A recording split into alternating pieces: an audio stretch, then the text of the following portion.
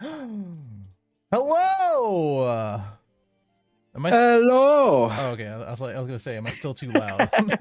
No, I lowered you real good, so we're good. Okay, good. I am here joined with none other than Mr. Espera, and we are here for the last Set One Awaken Pulse box digital tournament. And we're just setting up right now. I think the pairing is already up. We already have the tables. You wanted a crit leader before we even started, and I think we have one Goku Black. Ironically, is the first person who put a chat message in my chat, which is epic. Sorry, dude, Mr. Michael. We're gonna go ahead and find out. That is table 11. So Alrighty. you know how these work, yeah? Yeah. I gotta get the viewer code, And then hit battle viewing, and then wait 10 and then minutes. So yeah. I cannot believe they haven't fixed that yet. That's actually nuts. But let me see if I can. I mean, join. it's with their magic patches where they don't tell you what they're fixing. You never know. The patch notes are in Japanese. That's the issue. They just haven't want to. They didn't want to translate them. Yeah. Okay. They do have 35 minutes. This is a, let's see. I'm actually joining right now. So while we're table 11, you said, right? Yeah. So while we're jumping in, I guess question lies: do you like crit leaders? Now that we've had like a month and a half to actually play with them and see if we're enjoying them. I think crit leaders are dope. However, I don't know if they are competitively viable for an entire tournament. You know, they like one, crit leaders are super good when they go second, to me at least, and sometimes you just don't go second. You just lose the die roll, and then you're kind of in an uphill battle with some matchups, and then like literally every crit leader feels like you have to source or find a win, and it's difficult sometimes. What about you? Yeah, it's that last opinion is something that like I shared with me and Egg have talked about before, where it's like every time I play a crit leader, it feels like I'm barely winning. Comfortable matchups with other decks. So it and for what it's worth, just crit leaders to some level are seeing success. Cooler's good. Goku Black can sometimes do things. Beerus has been doing decent between your tournament and next tournament. But the biggest weirdest thing for me is just like I feel like they're getting there in spite of their unawakened sides, not because of them. And I do think every single one of those leaders would legitimately still be better as draw leaders. Yeah, I mean, I guess this is the trade-off. I think the design philosophy is just saying like, hey, you can play this great leader. However, you're gonna get a really good effect, and I don't think we've really got that just yet, right? Like Beerus is pretty decent, but like Goku Black needs a lot more support to make it like consistent and viable. And then Cooler is awesome. I think the ceiling for that deck is just sick. Like you can add like really cool 4-cost cards. People forget about it, and then it'll go into a format and wreck people. But it still just needs the support, right? I think just like every critical leader needs support. But while they get support, every other deck gets support too. So like, why not just get a deck that draws you cards, right? So I don't know. Also, I think we're stuck. I was about to say, you think he's gonna take the life? I think we're stuck. Let me check. Yeah, because the gameplay is progressing on my side. Is it? Yeah. So Goku's at 4 life. Goku Black is at 6. Goku currently has a Whis and a Krillin, and just played another Krillin, so it's threatening 2 25Ks and a 15K attacker into the Goku. Never mind, just played another Whis, so we've got 2 15K attackers and then 2 25K attackers. Passes turn, and then next turn is likely to be a barrage here for the Goku Black player. Well, I have very riveting gameplay of me restarting my game. So go ahead and keep doing that, I guess. All right, so we went ahead, and currently Goku Black has the charge of Galagun, Gotenks, and Trunks Youth alongside the energy marker. Is 2 away from awakening, so can't set up a cheeky Goku Black turn. Unlikely. Swings for 20K, and Goku combos a self-awakening Roshi to get to 30 to get out of it. And now I think you're good, right? Are they paused? Are they not doing anything right now? Currently, they're not doing anything. Okay. I'm caught up. I'm caught up. I just don't know if it's gonna keep going. Yeah. Oh, okay. We're good. We're good. Okay, yeah, we're on the We're same good. page. All right, it's Okay. happening. All right. All right. Let me update this stuff.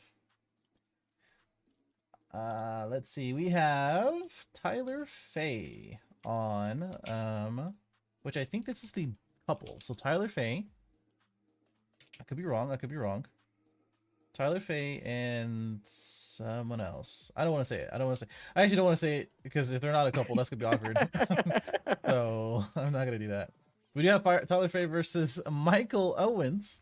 Let me go and update that. With looks like so Goku awakened, like you said. Did we get a Mai? No, we didn't. Okay. So No. didn't open a Mai, which is a bummer.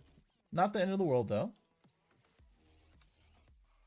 Using Scythe to get rid of the Krillins though, pretty good because effectively the only thing Goku did last turn was set up an additional Krillin and an additional Whis, and then didn't attack with them. Like I get it, you want to prevent the awaken. Yeah.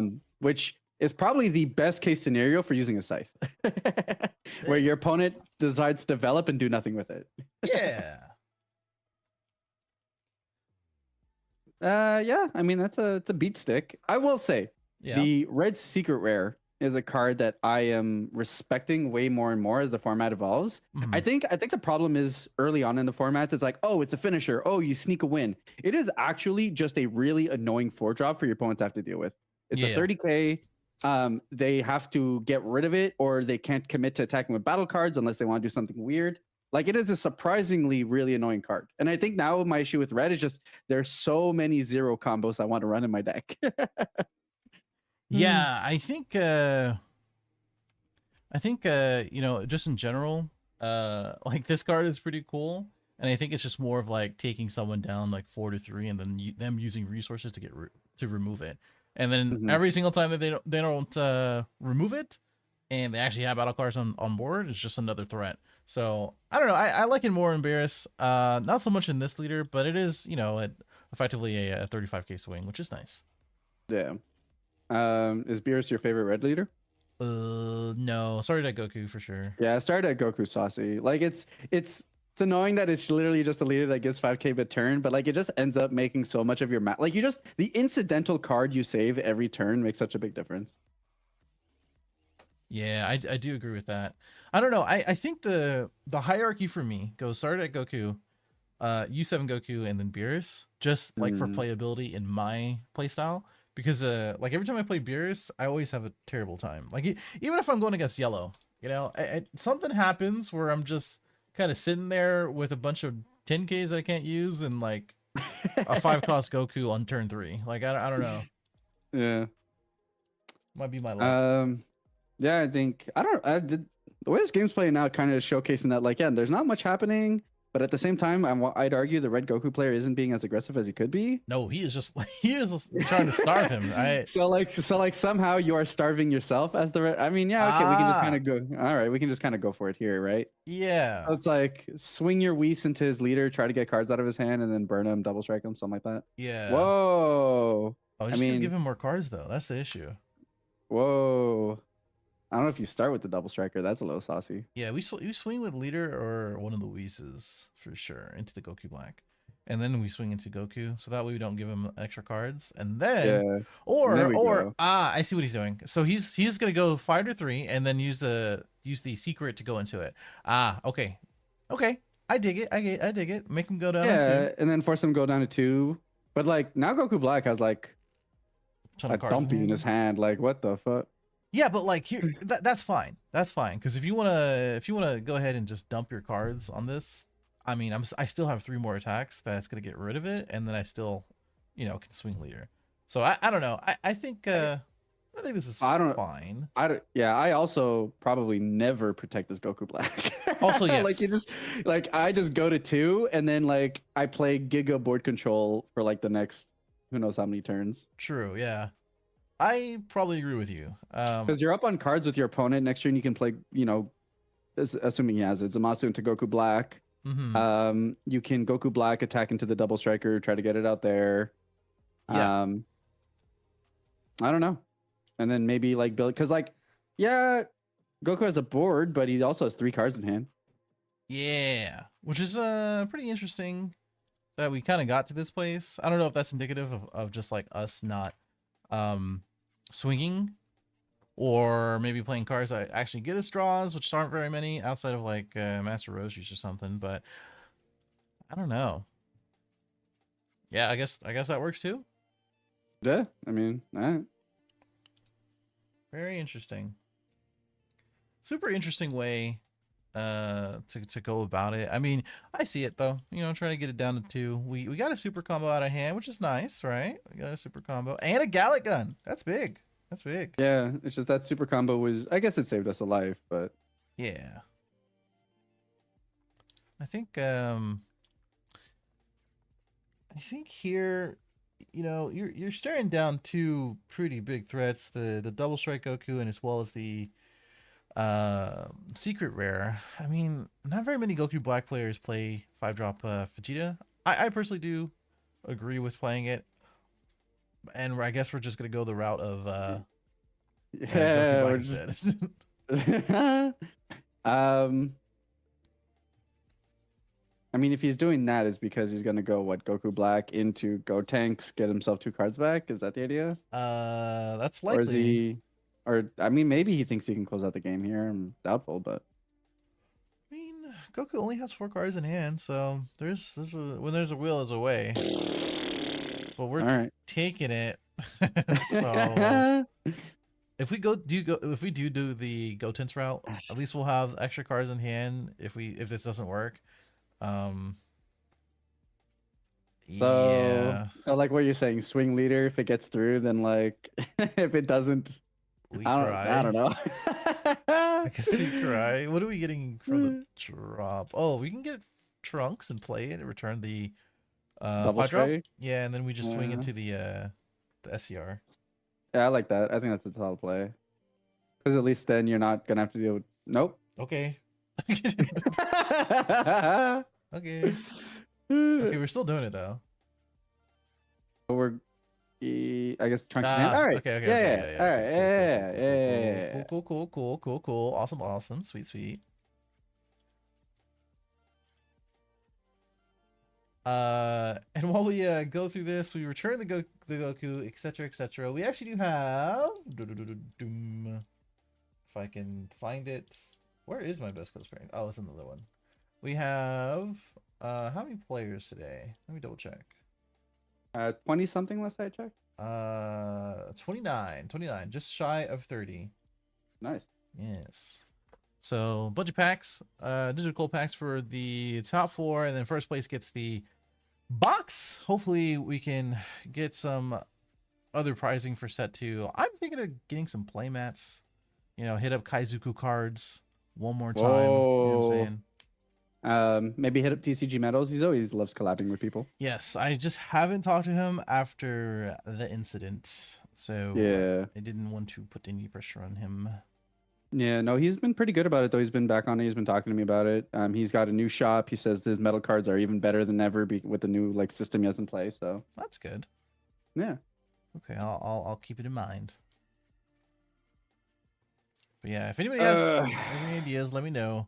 Here's a 5K getting out of this leader swing. I don't know, man. We're not doing anything about this Goku Black just yet, so Probably not ever. Like here's the thing. He has to swing into the trunks, potentially. I mean, he could do the leader, but whatever. But then if Trunks survives this, it's almost impossible for Goku Black to die here, and then you just have Goku Black kind of staring you down. So this may have turned around. yeah. I mean, Like, how much combo power has Goku Black saved in his hand, right? And does he have another Goku Black in hand? Who knows? yeah. I mean, if you had an extra energy, we could. Yeah, I was gonna say like we can use like a Whis or something, and then swing into this. This is just about the same as swinging into the leader. It's the same thing, yeah. It's just that they lose a battle card and they take a life. All right, who's got the bigger hand? I already know you're going with a double strike here. Yeah, I mean, I don't think this works. I hate to say it, but I don't think this works. Depends on how much you saved in hand. I mean, we've used up one super combo. We haven't charged any, which is a valid improvement over my ladder opponents. True. Oh, he's Oh sold my everything. He's god, sold everything. dude! He's like, I don't care. This is it. No, he still gets there though. I think. Yeah. No shot, dude. He had nothing in hand too. No super combos either. I only use one. Shame. All Dang. right. All right. U7 Goku takes it. The only Goku Black. He didn't have to do that, man. He didn't have to do that. That's all right. That's all right. Shout out to the people in the chat rooting for Tyler, but unfortunately did not take it. So let me go back to us real quick. We'll find another one. We'll find another one.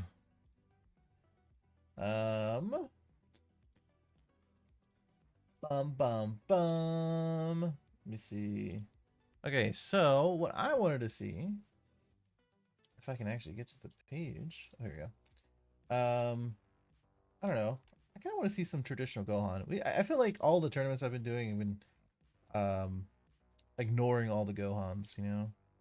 Yeah, I think we can go back to it, especially since there's been more of a shift towards more people now being a bit more meta spiky. So like we're just seeing a lot more Friezas, a lot more Brolys. I think just seeing some Gohan is nice. Cause like I'm not gonna lie, even myself, I'm trying to figure out the best way to not die as Gohan every time I play on ladder at this point, because it just feels like that's a lot of what I'm doing. That is true. Yeah, it's a little finicky sometimes. Table 14, it looks like we have a starter deck Goku versus Gohan. I believe that's Raphael. Raphael versus Brandon. Let me go see. They just wrapped up. And I just hit the battle viewing. So. Damn, you're there for days, dude. Yeah, it's just gonna chill out here, I guess. I will say I do like how quick tournaments play out with the digital client now. Oh, for the most part. Definitely. Yeah, and it's interesting because like we actually got faster. Between myself and Egg, like we got faster and faster every tournament. Like the first tournament was like up until like 9:30, and then every other tournament has been within 3 hours basically. Doesn't matter how many people, which is pretty nice. Okay, found one. It is table 7. This is a Frieza versus Broly, so he's got a little some in it. So let me go change these. And Broly.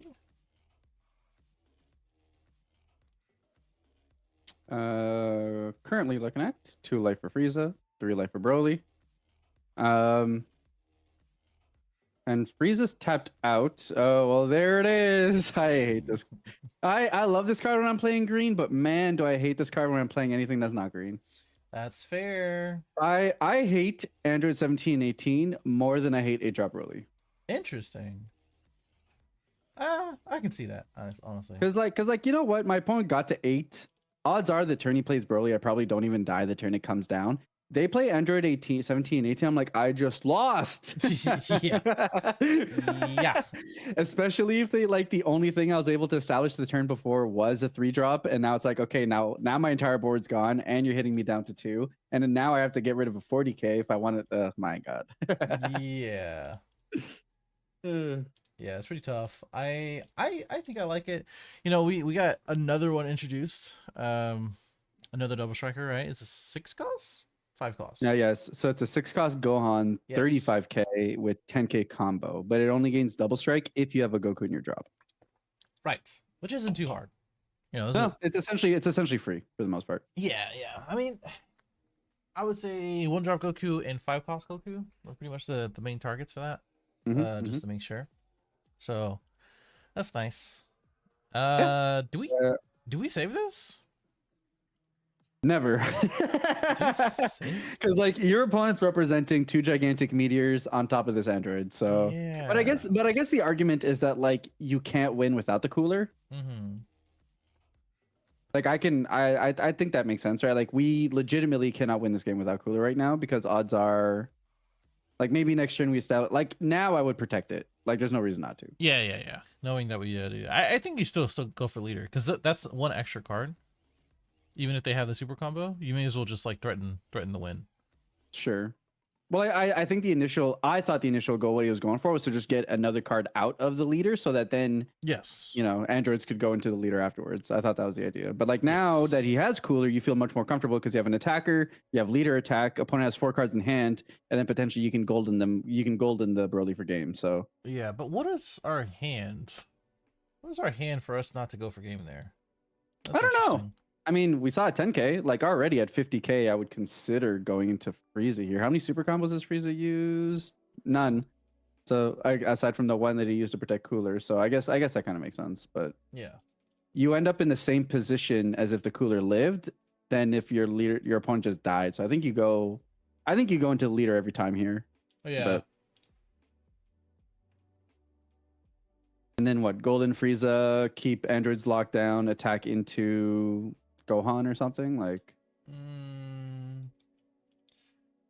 Yeah, if you're playing Frieza, right? Yeah, as Frieza, yeah. You definitely want to keep the androids locked. The 4-drop Goku isn't doing anything. You can swing into that if you feel like it's not enough. Yeah,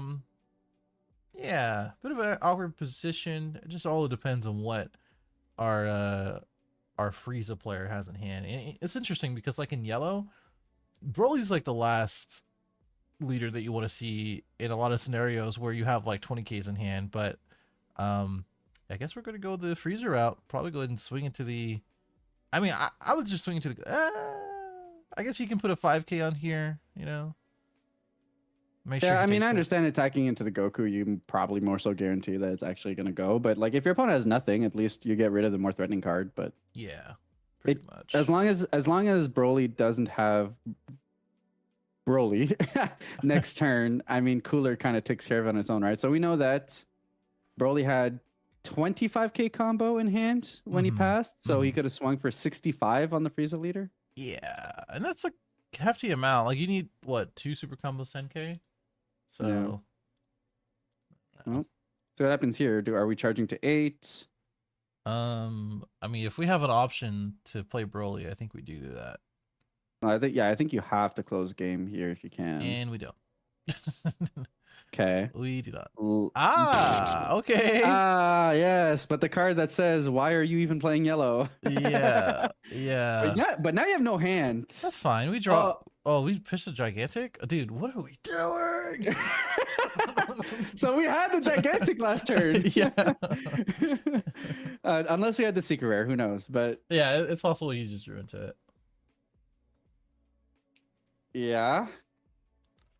But like now we only have 1 card in hand, so if he has another golden in hand, it's potentially just game. Yeah, it's probably a wrap. I mean, yeah, because he can probably just go 35 next turn, swing with golden, put another 10K if we have it. Gonna go from there. We also can just take this. Yeah. There's like zero reason not to take this. Now it's like, is your 40K potentially? Nope, just 30. No, yeah, I don't know. Yeah, had the super combo, so did have 2 super combos in hand. I mean, hey, that's a good read on our Broly player, I think. But I think like if we had gigantic and 2 I still think you force it, right? Because like you're gonna that takes cards out of your opponent's hand to be able to actually try and off you. So yeah. So here you just go to 35, and if you got the golden hand, you guarantee the game. Potentially. I mean, you probably want to go, I don't know, 30. I think 30 is probably a good number. Cause if he has a 10K, he's gonna see another turn if you do that. Yeah. I think you have to go 35. Yeah, 35 is fine. I just 35 is fine. We also haven't seen any super combos from Broly apparently. Okay, so 145 just for the sake of super combos. I mean, if the math pays out that you have it, then like fine, right? Like if this is like Golden Frieza 10K, then like sure, then that was probably the right play to do it. There's Golden. And hopefully we have at least 2K or 1K, at least 1K. Yeah, okay, that's good. That's good. I think that should do it. Yeah. Close. Wow, though. we matched. Close. Yeah. Like literally, that's the thing, right? Like you very specifically had to have like another 10k in hand to guarantee this, but hey, we got there. He had the super combo in hand, so good call on the Frieza player here. What the hell? That was crazy. All right, let's go back to us. That's crazy. All right, well, that was fun, I guess. That was, I mean, honestly, that was, I didn't know who was gonna win there because I thought, you know, Broly had it wrapped up. But, I think if Broly pushed more aggressively with his androids, may have put himself in a better position to win. I agree. Especially if he did have a gigantic meteor in hand. If he didn't, then like fine. But like the fact that one gigantic meteor is bigger than a super combo. Yes. It's when doing these events, even I don't remember if me and Chris talked about it, but like if there was ever a ban list, which I'm not saying there is going to be one or should be, gigantic should be on it. I agree. Yeah, like I don't know that there necessarily should be one. Especially a new set coming at this point, might as well just wait for that to happen. Yeah. Especially since even if you hit the big decks right now, it's not like there's enough of a card pool to like really diversify how people are playing the game anyways. But like a lot of people are like, oh, 8-drop Broly, oh this. I'm like, it really just is gigantic meteor, because like the amount of games that I'm like, my combat math is all kinds of wonky. It's like I can optimize for if they don't have a super combo, or if they do have a super combo, but now with green, I need to optimize if they have this meteor, which means like now my combat math is all wonky because meteor forces them out of the being above 10 kind of rule that makes them force more cards out of their hand. So it's like if you're playing around them having super combos, you're actually not playing around them having gigantic meteor outside of just being like a shotgun. So it puts you in these really awkward positions where like the combat math is just almost never in your favor. So for me, I think it's peel off for design reasons, but blue is so bad right now that it just does not feel right touching anything that they're doing. and then it's gigantic meteor because it's probably the most egregious card in terms of what it does to matchups, in my opinion. What was the one card that we felt like in Masters that was like, okay, yeah, I mean that's a cool card, but it's not that great yet. And my idea probably goes to objection. You know what I'm saying? Like objection in the wrong hands kind of got out of hand basically for a lot of ramp decks.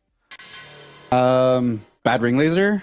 Yeah, actually there was a lot of like set 1 and 2 cards that were just like, why'd you print that? I mean, Bean arguably, but Bean was just always broken, so I don't know.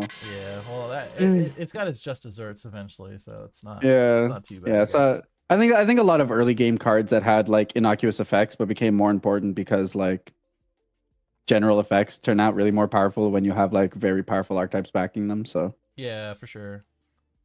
Hard time hearing me? Did you guys hear me? Maybe. What about now? Fine to me, but that's like max. I'm not trying to max out. Oh, I know why. I know why. Also, round 2 is up, so if you want to take a look at pairings, go for it. I'm gonna turn myself up. That you did. Sorry.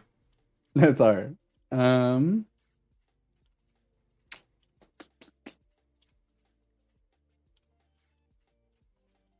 Oops. Okay, there you go. That should be better. Sorry about that.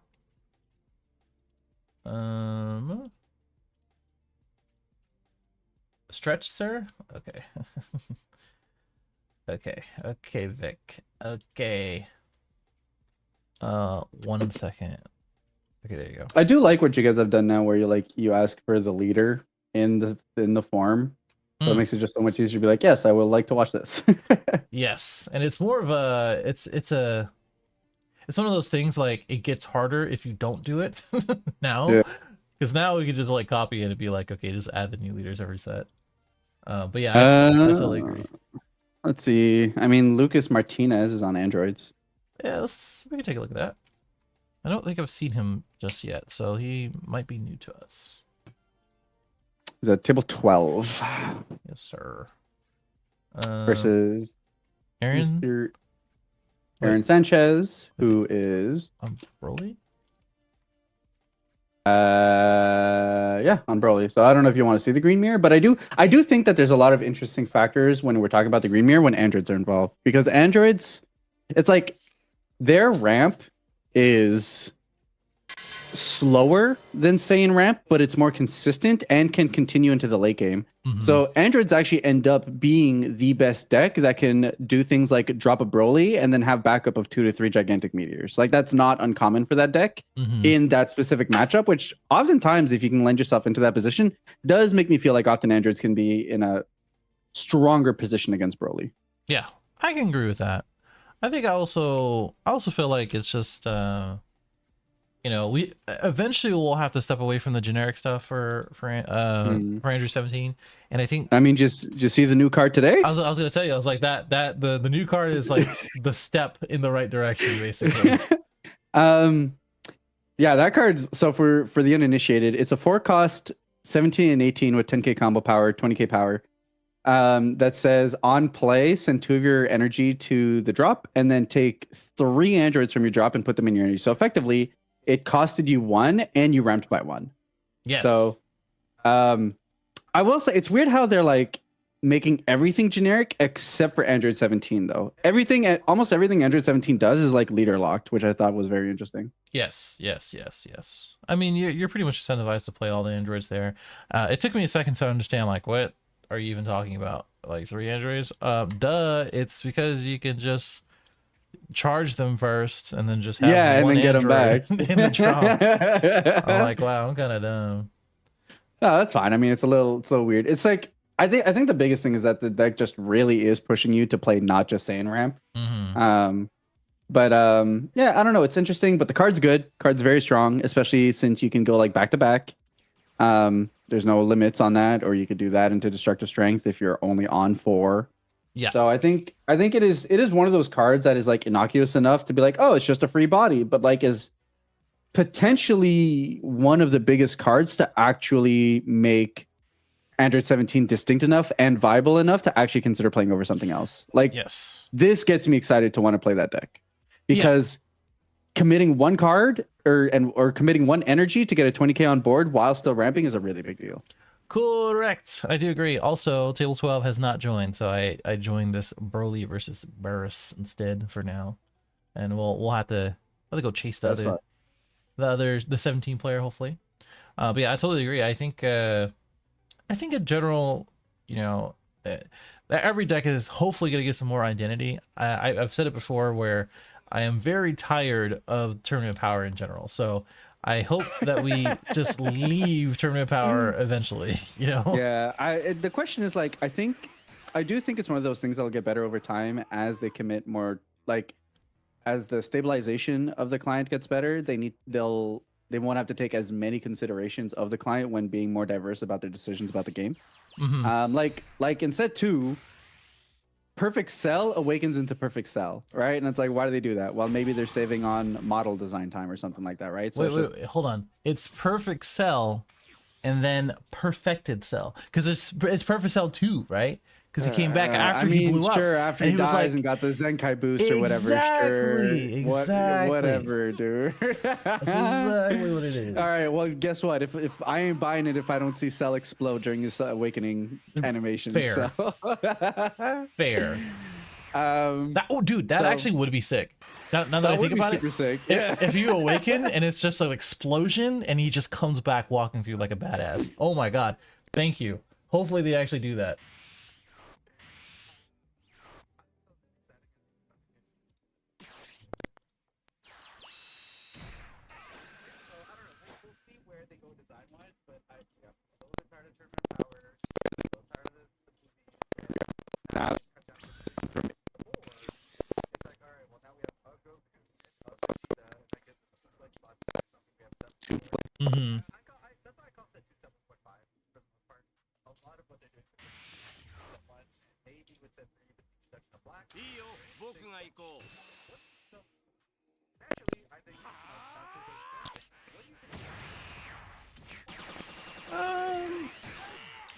I remember. I think I watched what you were saying before.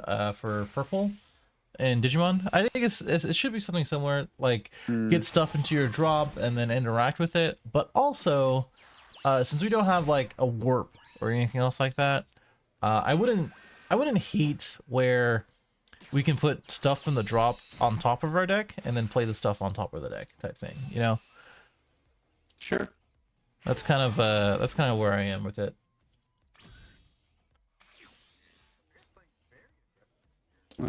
Yeah, he not awakened. Here. Yeah, it's like attacks the board. Like, what are you even doing at that point? Or even, well, there's the Vegeta. Or even just plays like Cell in this position would obviously help because then he's actually able to draw again. I don't know. That's a good question. I'd say what Beers can do is probably just take the hits. Maybe go into 5-cost Goku. I actually don't know. I mean, we're just kind of just turboing into a bunch of attacks, and while that might work for a lot of different matchups, like Green and as well as Broly specifically, sometimes that just won't, because as the game goes on, it just gets worse for your opponent. So, do you have the Cell Coup so we can pop our energy here? Stay at the same energy amount. We're threatening a Broly next turn. We still get a draw. Let's see. You're going to turn 4. You potentially present your opponent a target to attack with Secret Rare Goku. But part of me still thinks that like you're just going to lose your Cell anyways, so you might as well attack with it while you can. Combos away the Roshi. Interesting. Whoa. Interesting. I would say that. What? What? Yep. You know, that's fine. We could I don't know, actually. There's not really any efficient ways to get rid of this 5 costs, which is like red is one of the best colors to actually get rid of this 5 costs. Yep. So I almost never expect my 5 costs to live whenever I play against red. I never play it. I mean, I just do it if like I need ramp. I'm like, all right, there's a ramper that like might distract my opponent for a turn, but yeah, that's pretty much where it is. Like if you know that their curve is a little weird like this, that also works. Also if you just want to get the draw and re-ramp, that's fine. If you're really behind on ramp, just like you were saying, that's also good. It's just like majority of the time, there's like so many ways to get rid of this. And hey, this is a good start. Master Roshi, right? Okay, cool. God Kamehameha is still a 1. That's tight. We can do that if we wanted to. We can good Mafuba and then attack. There's a few lines. Yeah, we could play hit and swing into it, you know, leader effect, swing into it again, you know what I'm saying? And then we still have a 25k attacker on board if we do awaken. All good things, I'm sure, right? How many rounds? Well, that's unfortunate. Probably 5. What is this? Oh.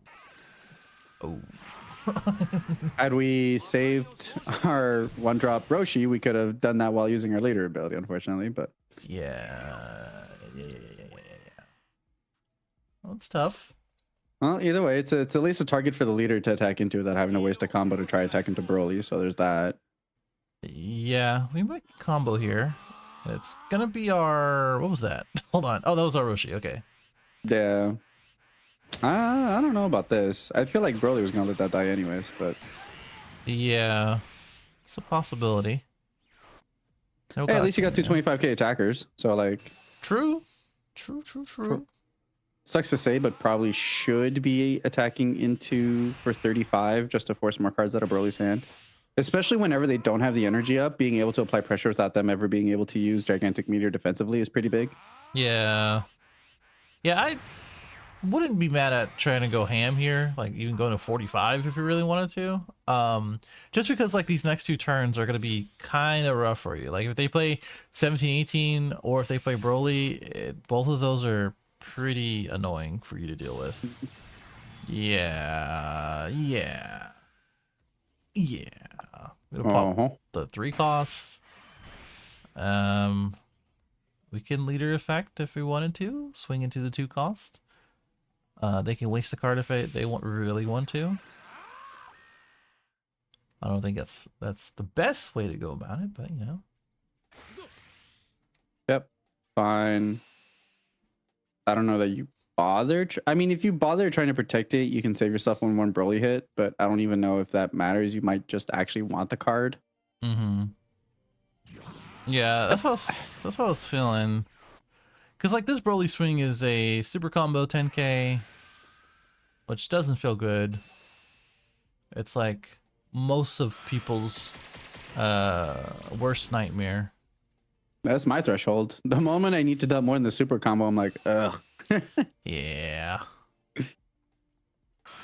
Taking him down to 2. I mean, 17, 18 gigantic probably takes the next turn if we. It's a pretty good play. Yeah. I've been seeing a lot more green players, and I don't know if that's just them copying what they're seeing on the God ladders, but a lot more people are on instant Kamehameha, and I don't know if I'm sold on instant yet. I'm not. Yeah, I was like, in my head, I'm essentially like that could be a 10k combo instead that I can use at any point in the game, versus like losing just 5k to like potentially be an end game card. So I just feel like I would prefer the flexibility of a 10k combo I can use at any point.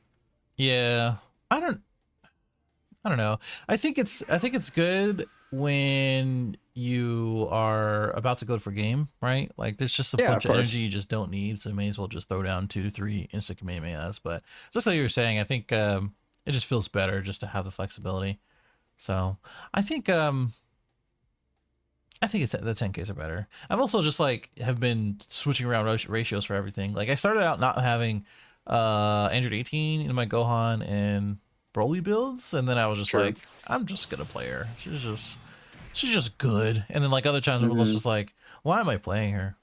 Yeah, yeah, I don't know. With Green, it makes me feel like that a lot with Green, and I think it's just because of like how much of your game just gets dictated by what I like to call the script. Yeah. So it's just hard to really gauge like how to be successful with Green in a way that's like defined by skill and not just so much variance. Yeah. If you want to do that, you can play another game. Chat, what have you guys been playing? What's your deck? You guys have to show up to a regional tomorrow. What are you guys playing? Nothing good. Nothing good. Personally, I probably give 17-18 a try. However, I don't know. I don't know. It's hard to say. Like any deck is pretty dang decent, you know? Like it's really hard to say. I think they've done a really good job of making everything viable in set 1. I think a big part of that has to do with like how generic the packages are. You can swap between leaders of a color. But for the most part, you could take just about any deck at a tournament, and I'd be like, yeah, I mean, I get it. I think, you know, like if you want to, you know, show off how you can backflip by taking blue, then like, sure, I think you're working harder than everyone else. But if you're good enough to work harder than everyone else and still get there, by all means. Yeah. Kind of need a really good build. You have to be a little lucky throughout the day as well, and you have to know the matchups in and out if you want to take blue. I think pretty much every color is good. It's just like the well-knowns are Broly, Gohan, and Green, Frieza, and then like maybe Sardak Goku. You know, like Beerus is good. It's just like sometimes it just struggles. Yeah, and then it's just like, then your opponent does this. Pops both of them, swings for 40, puts a gigantic, and then an instant Kamehameha twice. It's gonna be great. Yeah. Oh my God. Have you like gone through the lines that you can do in set 2 with the new 8-drop cell? So you can do like 8-drop cell, blow up your energy. One of them is an instant Kamehameha, attack with a 45k, play a cell junior for free, get a instant Kamehameha from your drop, a swing for 30k. That's tight. Because you used instant Kamehameha, then play another Cell Junior for free, get another instant Kamehameha, the same one you used. Like, that's tight. I like it. Actually, now that I think about it, is instant. Ooh, yeah, there we go. I mean, it's kind of a given at that point. So then I guess the question becomes, and I need to look at my cards, get an idea. Is the energy destruction a cost? Or is it just part of the effect for instant Kamehameha? Not that it matters at that point. If you're using like 6 instant Kamehamehas, you probably just won, but... Oops. Hold on. I can't hear you. Oh, yeah, I can. Okay, hold on. Wait, yes. Wait, hold on. Wait. Yep. Oh, what? I can hear you now. What was the question? I was just trying to figure out if instant Kamehameha was a cost to... It is a cost, all right, yeah. To blow up an energy. Yeah, it's a cost, yeah. Yeah, I just wasn't sure if it was part of the effect resolution. Because I was like, imagine you're just at 0 energy and you're still dumping out Cell Juniors and attacking for like 30, 45k. What's the problem?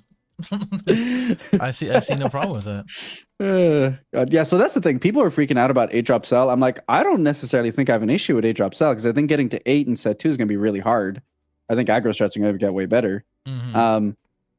It's the fact that you have all these Cell Junior interactions, and then with the Cell Leader, you can blow up 3 energy, Cell Leader yourself back up to 6, play Cell Junior, get yourself back Gigantic Meteor that you charged early because it's a dead card, but now that it's in your drop, you can get it with Cell Junior. And now you have Gigantic Meteor back up. Which is pretty good. It's actually pretty good. I think that that's gonna be a little bit more not so much complicated, but like the lines of play you just have to kind of understand and see, right? Like right now, we don't really have that in green, right? It's like it is effectively the scripted 4 to 5 turns for the most part. Yeah, it's kind of the same thing over and over. So like introducing more, not so much complexity, but like versatility, diversity in gameplay. Yeah, diversity in gameplay, a little bit more skill expression. It's nice to have. Yep. I think that's definitely one of the biggest things that's missing in green. Is the fact that like they're not like, yeah, there's the micro decisions you can make about what do you pitch on combo or whatever, but those are micro decisions that every deck has to make. So it's not like you're not making any more of those more skill defining decisions in Broly. Every deck needs to decide what to combo. So yes, pretty much. I think this is also table 1, which is a red mirror that is going to be done pretty soon apparently. Yeah. I mean, we've got, Goku on an empty board that failed to get the Beerus to 2 versus a Beerus that has 3 cards in hand, 3 life, and then a 3-cost vanilla, 4-cost Gohan, 5-cost Beerus on board. Dude, it is so weird because like I know barely anyone's playing 5-drop Beerus right now. Yeah. And I have a hard time justifying him in my decks because of how many 0 combos are in the deck, yada yada yada. Sure. But I realize when I'm playing against a red deck, I'm like, holy, if they have 5-drop Beerus, I auto lose. Yes. So the card's so swingy in that he took the life. Okay. Yeah, got on your own terms, baby. All right, that's great. Yeah, I can agree with that. I like 5-cost Beerus because it's just like a little bit more of a, I don't know. I hate the term win more card because like it's not really win more because like are you really winning already? Like yeah, it's a comeback card. Yeah. It's a regulator, It's like a card where in those specific scenarios, just like you were saying, it feels really good.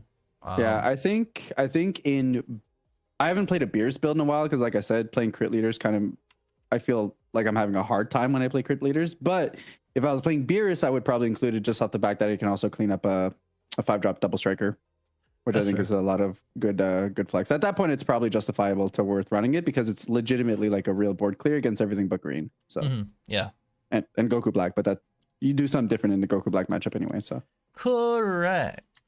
I'm gonna join a random table too, by the way. Speaking of, how has been matchmaking after the update? Ebbs and flows. I mean, for the most part, better. For the most part, I'm almost consistently only really playing God players. But it has done 2 things, I would say. One, it has highlighted that the player bases, we don't get any visibility on that because we don't get stats numbers, of course. But it feels like the player base is a bit scarce because depending on the time of day, it does take a while to take a matchup. And it'll still eventually pair you with a bronze or silver player if it takes too long. And I understand what's the point, right? It's like, hey, we're going to essentially wait a minute. If we can't find a player in a minute, we're going to take the next minute and open up lower ranks and keep doing that until, we find you an opponent. I do wish that was more hard capped where no matter what, if I'm a God player, you don't pair me to anything like below gold, let's say. I would rather just wait longer than play bronze, but... I know that I don't think they do it for any other card game, but like other matchmaking games or first-person shooters, whatever, which I always compare. There is a way to have like a minimum of rank, and they could do that. I mean, it's just that a lot of the time, just like you're saying, like if I'm playing like at 10 o'clock at night, I'm just gonna boot this up and play U6 Goku, which is a terrible deck. Don't play it. And I'm like, yeah, let me go ahead and play. And I'm just sitting there for like a good 5 minutes, and it just feels bad. So there's that. I mean, I think it doesn't help that they didn't advertise that they fixed matchmaking. No. And it's like there's only so many people that watch like, you know, the 2-3 Dragon Ball YouTubers that have reach. So like Correct. so it's just that's tough. But the gameplay has been better. I think it's kind of unfortunate though, because now that matchmaking is better, it's almost like we have less of a reason to grind the ladder now because of the way that people were able to farm to like 10,000 points with the way that it used to work. Yeah. And now that's actually legitimately pretty impossible in my opinion. Yeah. Like unless you're the most goated player on the earth. So which even then it's still a card game. Like the RNG is going to get you eventually. Yeah, exactly. Right. Like it's just so it almost feels like, all right, cool. The system's fixed. And I'm excited for season 2, which is probably going to release with set 2. But season 1 feels like even more of a wash now. Yes. It's like, because like you effectively took the rankings of the first 100 players and like solidified them. Yes. And I don't know, man. I'm trying to like have the upside of you know, in set 2 it's gonna be the same thing. I think everyone's gonna be bronze and everyone's gonna be like grinding throughout, and we might match as far as like previous god players and stuff like that. I think the only big upside is what you were saying before, where it's impossible to get to 10,000 points, which is nice. Because now, if they keep the same amount, which is what, 2,200 or something like that? Ballpark, yeah. Yeah, I think it would be doable, but also harder, which means you could be grinding more, which means you could be playing more. But I don't know if it's going to be more of an enjoyable experience because of that. I think it's the notion that it's a bit more back and forth, right? Like the old system, because you could pair, like you're pairing up with majority bronze and silver players, it's effectively just a marathon of who can like literally queue into the ladder the most often. Sure. Whereas you need to be more thoughtful about your play with the new system, because now with the refresh, we're all going to climb back up to God, which is 2,200, like you were saying. And now it's a position where like the daily shifts are probably only going to be in the like couple of 100 points, because you're not beating like 10 back-to-back god players if they got there on the new system, odds are. Yeah. So it incentivizes people to play because it always feels like they're in contention for it. Once we got to the point where like the #1 rank leader was at like 7,000, I'm like, I'm just not going to bother. Yeah, what's the point? But if they're at like 3,000, I'm like, okay, I need to go on a really strong win streak for that, but it's doable because it's more manageable, right? So I think it not being a race to who can legitimately play 10 hours every single day makes it feel more enjoyable and approachable. Yeah, I can see that. I can definitely see that. I also feel like I don't know, we need a little bit more variety. I still think that there should be like some sort of bracket system, you know, like in I don't know last time we played Smash or something like that, but there's like random tournaments or brackets that you can actually join up. Yeah, there's the Pokemon Online Simulator. So not the newest one was called Live, but the old one, PTCGO. Yeah. Actually had a system you could just go in and queue into a tournament. Yeah, exactly. But it's just like there's lots of things they could do, right? It's like tournaments, they could do events, right? We know the event tab exists. Yeah. So like force us to play Pauper or something, right? Like just somehow get us to play something different. Or naturally announce some kind of organized play. But I think right now I think what they've done is they've accepted set 1 as a stabilization set for them. The client came out, fixed servers, fixed bugs, get everything where it needs to be. And then maybe with set 2, they do more of a push where it's more like they establish the ecosystem more so than just this feeling effectively like a simulator. Yeah, but you and I both know and been in it long enough to know that card game players don't have much of a, attention span. And because of that, trends change and become different over time. And, the hype will kind of die down, which is fine because every game will do that eventually. Yeah. It's just, I don't know. I feel like there should have been some more planning. I know we always say that. I think unfortunately timelines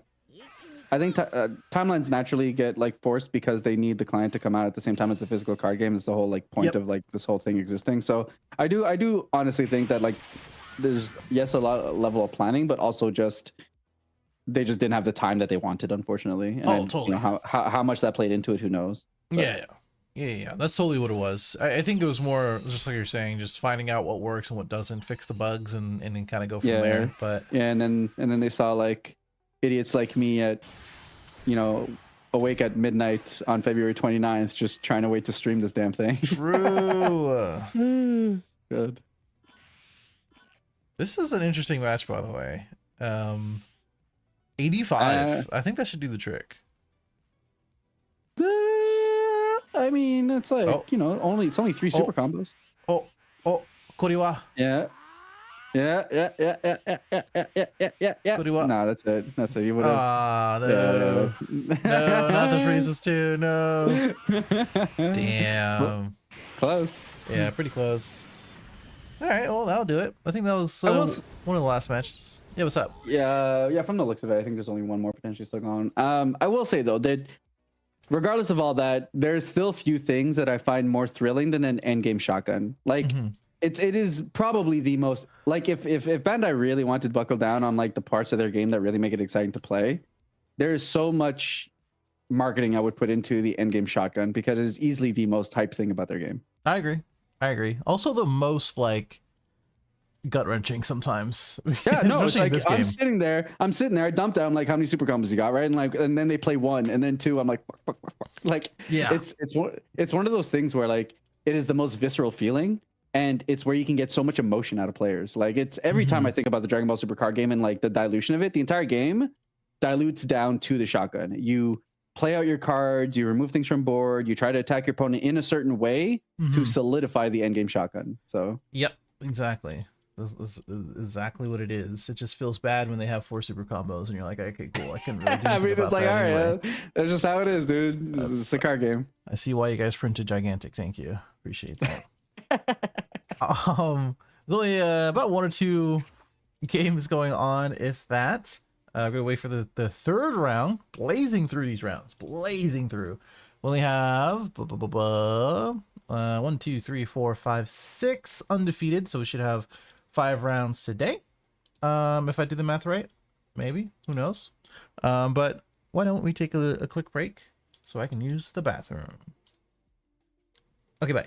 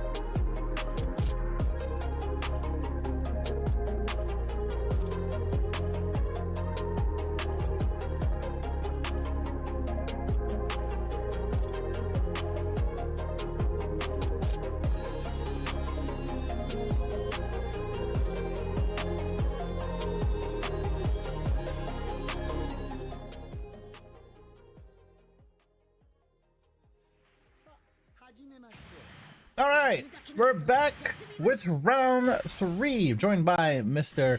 Espira, and we're gonna go to this match pretty much immediately. It's gonna be Frieza versus Gohan. We were talking about Gohan before, and honestly, Probably his worst matchup. Yeah, this matchup feels horrible every single time. I mean, it's just Frieza's ability to constantly be able to dish out 3 bodies a turn is really hard for Gohan to deal with. And oftentimes when you win as Gohan, it feels because your Frieza opponent didn't see what they needed to, more so than because you played well. Correct. And I've been pretty much trying literally everything in the book as Green, especially as Android 17. To develop a plan against Frieza, right? And sure, you can play 2-cost Trunks, which helps with a lot of different options. I've been considering playing I-Beam because that reduces their value over time, but it sucks to have it in hand. And other times I'm like, I'm gonna leave them at 7. I'm just not gonna attack. I wanna make you awaken while I ramp and get a couple more turns. And that technically has helped a little bit. Yeah, it's I think that's probably the game plan that you can get yourself the most results with, because I've definitely been having trouble trying to figure out like what my heuristics are for the yellow matchup. I still haven't solved on like what makes the most sense. Especially like I think the biggest egregious part is the fact that Raccoon's a self-awakener. Yeah. So it's the fact that they can execute on their awakening game plan plus extending the board all in one fell swoop. I think that's probably the hardest thing that's to come back from. Because like if they played Ginyu and whatever, but like it didn't help them self-awaken, then their leader stays a 15k leader. They don't get the untap. I can help control board better. It's the fact that they can do both that just makes it really tough. Yeah, I think it is the most disgusting thing to see where they have like a sorbet into Raccoon, into Ginyu, into Knees or Zarbon, and they swing with everything and you can't interact with it the next turn. So shit, and then set 2, they get a Vegeta that says you can't blow up their stuff either. Oh yeah, yeah, the one that's like if it's in rest, you can't do anything. Yeah, Not really looking forward to that card. I don't think. That card is probably going to make me the most upset. Yeah, because like even in red, your best card against yellow is the 3-drop KO Goku. Yeah, I mean maybe we get more options as far as like minus removal, but I will say, while they're finally ramping up and showing us the more exciting cards of set 2, there are a lot of commons, uncommons, and rares that they still haven't shown us, and there are really strong cards in the lower rarities in set 1. So I don't doubt that we'll actually see some good tools in those rarities, even if they don't like reveal them right away to us. So totally, yeah, I can agree with that. I mean, we're seeing most of the SRs though, so that's something. Yeah, we're missing a green one. Are we missing another one? And then what, the 2 secret rares? Yeah, we haven't seen the secret rares. There's probably a few rares that we haven't seen, which we saw one today. Yeah, that's pretty much it. I mean, unless I'm missing the numbers for it, which I am not an expert on. Yeah, I haven't been tracking it. I just kind of keep a loose recall. I was thinking about putting like a grid, just like how that one dude in Lorcana does. I was like, that's way too much work for people just like not to care about it. I mean, to be fair, if you ask about it in chat, I do think someone every set does that. I think someone's got an Excel file, and if you ask in the Discord, but yeah, I guess that would work. Also, Sir Dundo, a frequent player in these tournaments, thank you for the raid. Nice. You also got a sub like about 15 minutes ago. A word? Yeah, I have the alerts off. Let me see. So pretty good here for Gohan, to be honest. If Frieza does not find another 2-drop self-awakener, honestly, not terrible. I don't know that I would attack Frieza here because it just indicated. True.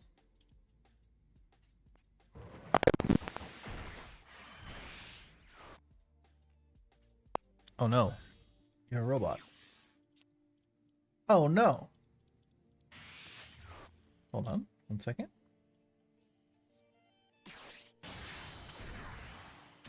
Okay, that should be better. Yeah, I think this is generally the play. You can probably swing into the knees, right? Yeah, so you swing knees, and then after you do it with Vegeta, and then, I mean, if you want to, if you have a dead card in hand, you can get rid of the Frieza on board. It's not great, right? At the end of the day, he's still going to have a body to be able to Raccoon next turn, but... Yeah. But, you know, we're an energy away from being able to drop 17, 18, which is pretty big in this matchup. Yeah. And you're still at 6 life, which means odds are by next turn you'll be at more likely 4 life. Pretty good spot, all things considered, honestly. This is not the fastest start from the Frieza player here, and it's probably going to be to Gohan's advantage here. Comboing away the Raccoon, probably indicating that there's another Raccoon in hand. Yeah. I mean, we can still come back from this with, Raccoon next turn, and to Ginyu into something else. Just like we were talking about before. We awaken and just start swinging 20s. Which is like their whole prerogative, I feel. We're going to lose his knees. See. What did he pitch for it? He pitched away a Turles. So 5k combo to get rid of a knee. Yeah, it's probably worth it. Yeah. You know, it's also a world where for Gohan next turn, we could probably play Turles. You know, we'll just swing the 30. We already know that Frieza's going to awaken here. So it's very unlikely he's not. And we just swing 30 into his 20. And then set up for 7 costs to Gohan if we really wanted to. It just really all depends. Yeah, I almost feel though like if you're gonna commit Turles, you probably just go into Selku instead, because then at least you get a free activation of your leader ability. I just like the active energy. I'm very biased. 30k crit also is nice. But I think this match, or just for Gohan, 5-drop Goku is always good. I'm very curious as to what happened here. We didn't awaken before we awakened. Wait. Yeah, and then we attacked for 20k to combo something off board when we could have just been awakened and done that anyways. Like, I guess you're trying to bait your opponent out, but that doesn't... Yeah. Also, yeah. I mean, there's no cards that say, like, have a certain amount of cards in hand, so this isn't blue, you know? So, yeah, I'm pretty surprised on that one. It doesn't amount to a big difference. You just effectively lost the usage of a 5k. Yeah. You can play another Raccoon. That'd be pretty funny. Would be, but then you play what? I mean, I guess if you're on Jace or something. Yeah, Jace. Honestly, this is not terrible for Gohan. It's not an amazing spot, but like you drop 17, 18 on this board. He already comboed away a Raccoon. He used a Raccoon, so odds are he doesn't have the third. You can attack into board to draw a card without giving your opponent a card, or you could just go in with double strike, and if they don't have Golden Frieza, then like... But then you got the #1 Gohan player, or the #1. You got the #1 player on their God ladder playing only one Android 17 and 18. I'm wondering what the heck that's all about, but... You only need to see one, baby. I guess. Don't even worry about the structure strength that goes into it, and you charge the only one, and you're like, dang, I don't have a double strike anymore. Don't even worry about that part. Most of the time I care about its board destruction more than the double striker anyways, but... Yeah. I don't know. Double strikers are few and far between in this game, and it feels nice to go...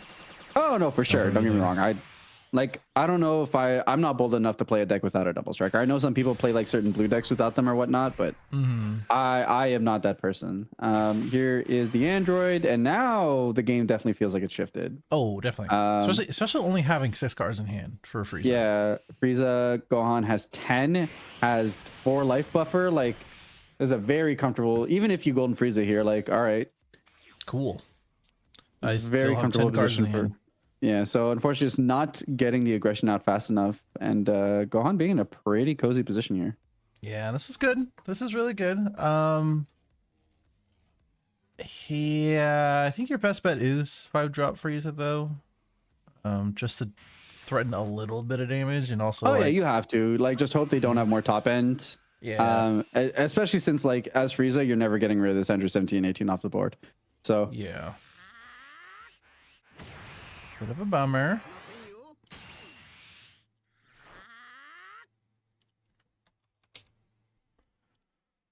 All right. Well, that's a quick card out of hand. One little draw.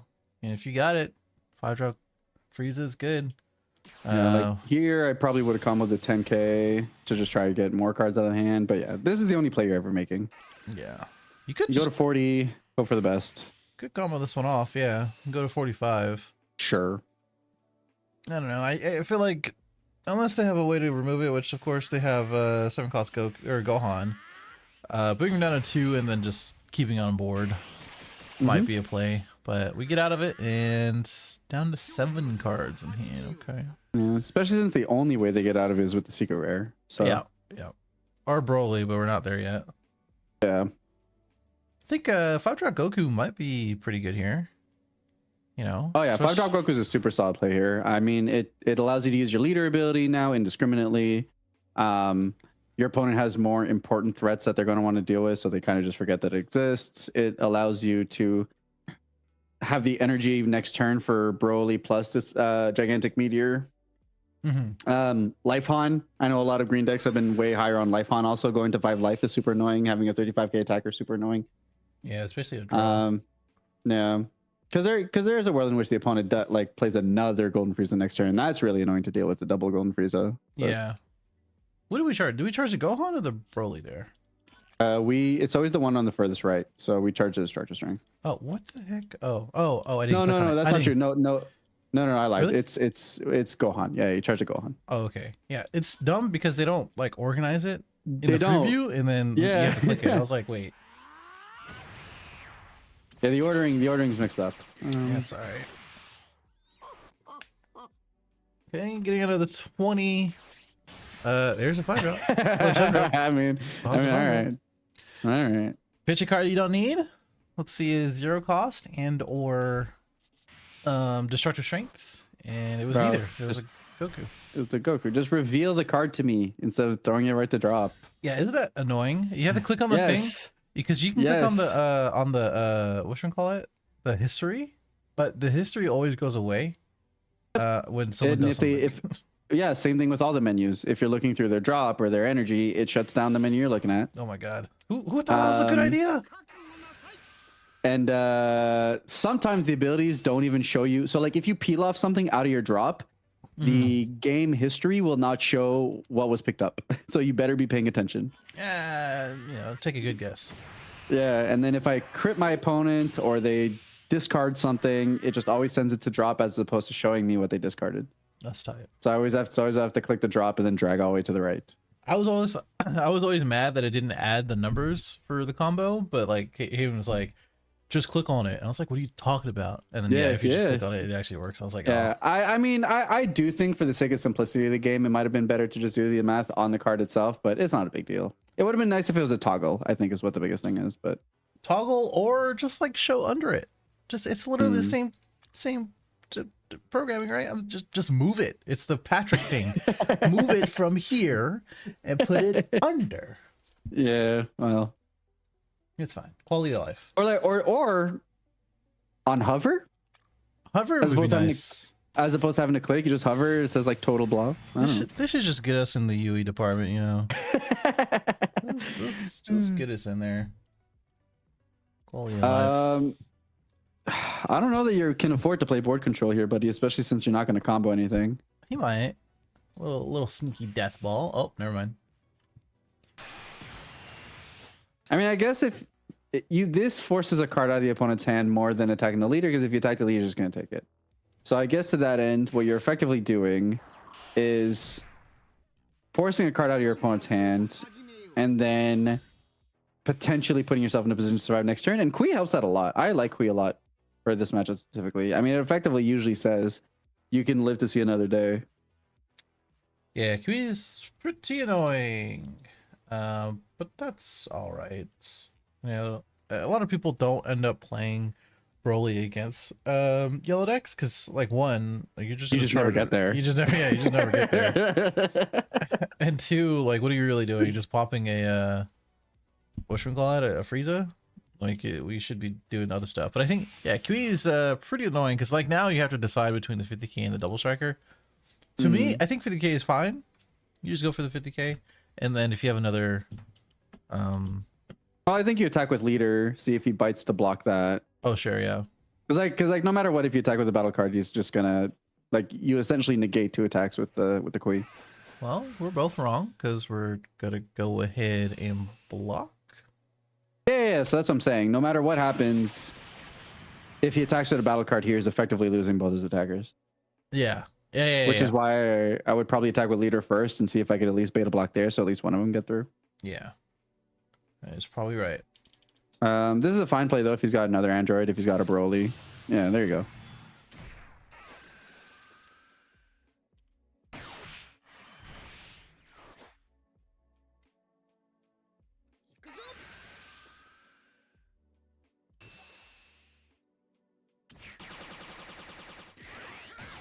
I don't even know if you attack with the Broly here. I think you just chill. Yeah, you can, because they can play a 5-drop and keep it rested. So maybe you play it, you attack once, put him down to 2, and then go from there. But yeah, I also like doing that.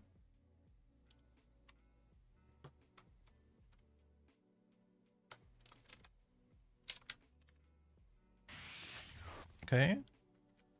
Charizard. I'm gonna click on it and not assume. Frieza? Or is it a Raccoon? Raccoon. He chose Raccoon. God damn it. It's ridiculous. Yeah, Golden Puss Quee does probably give him another turn, so you guys aren't wrong. True. You can probably, yeah, actually, yeah. I mean, if this guy Golden Quees, he's gaming like harder than anyone else has ever gamed, but can't stack your deck in digital. You're given by the digital gods.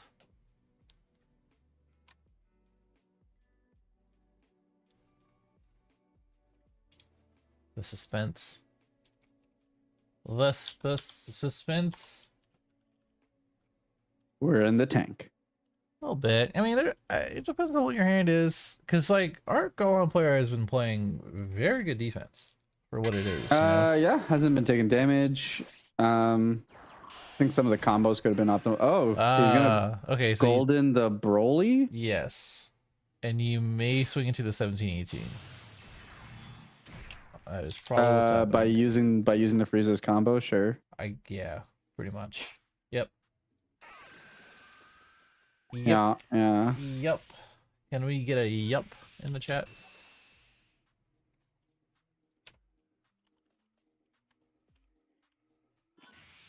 Yeah. GG's. That sucks. I mean, that sucks. The 50k swing and a double striker. Like, what are we doing? Let's see. He's charged 1 gigantic meteor. Cool. So the rest of his hand are gigantic meteors. And he charged to 9. I mean, well. Was another Broly? Oh, it was a Vegeta. It was a Big Bang attack, yeah. Big. Okay, I didn't bother to click on it. I was just guessing. Use leader ability here because there's no reason not to.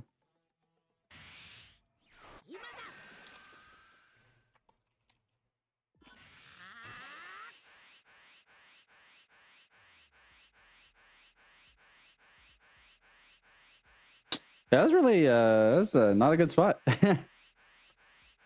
Yeah. I mean, either lose to this 40k or lose to the 50k.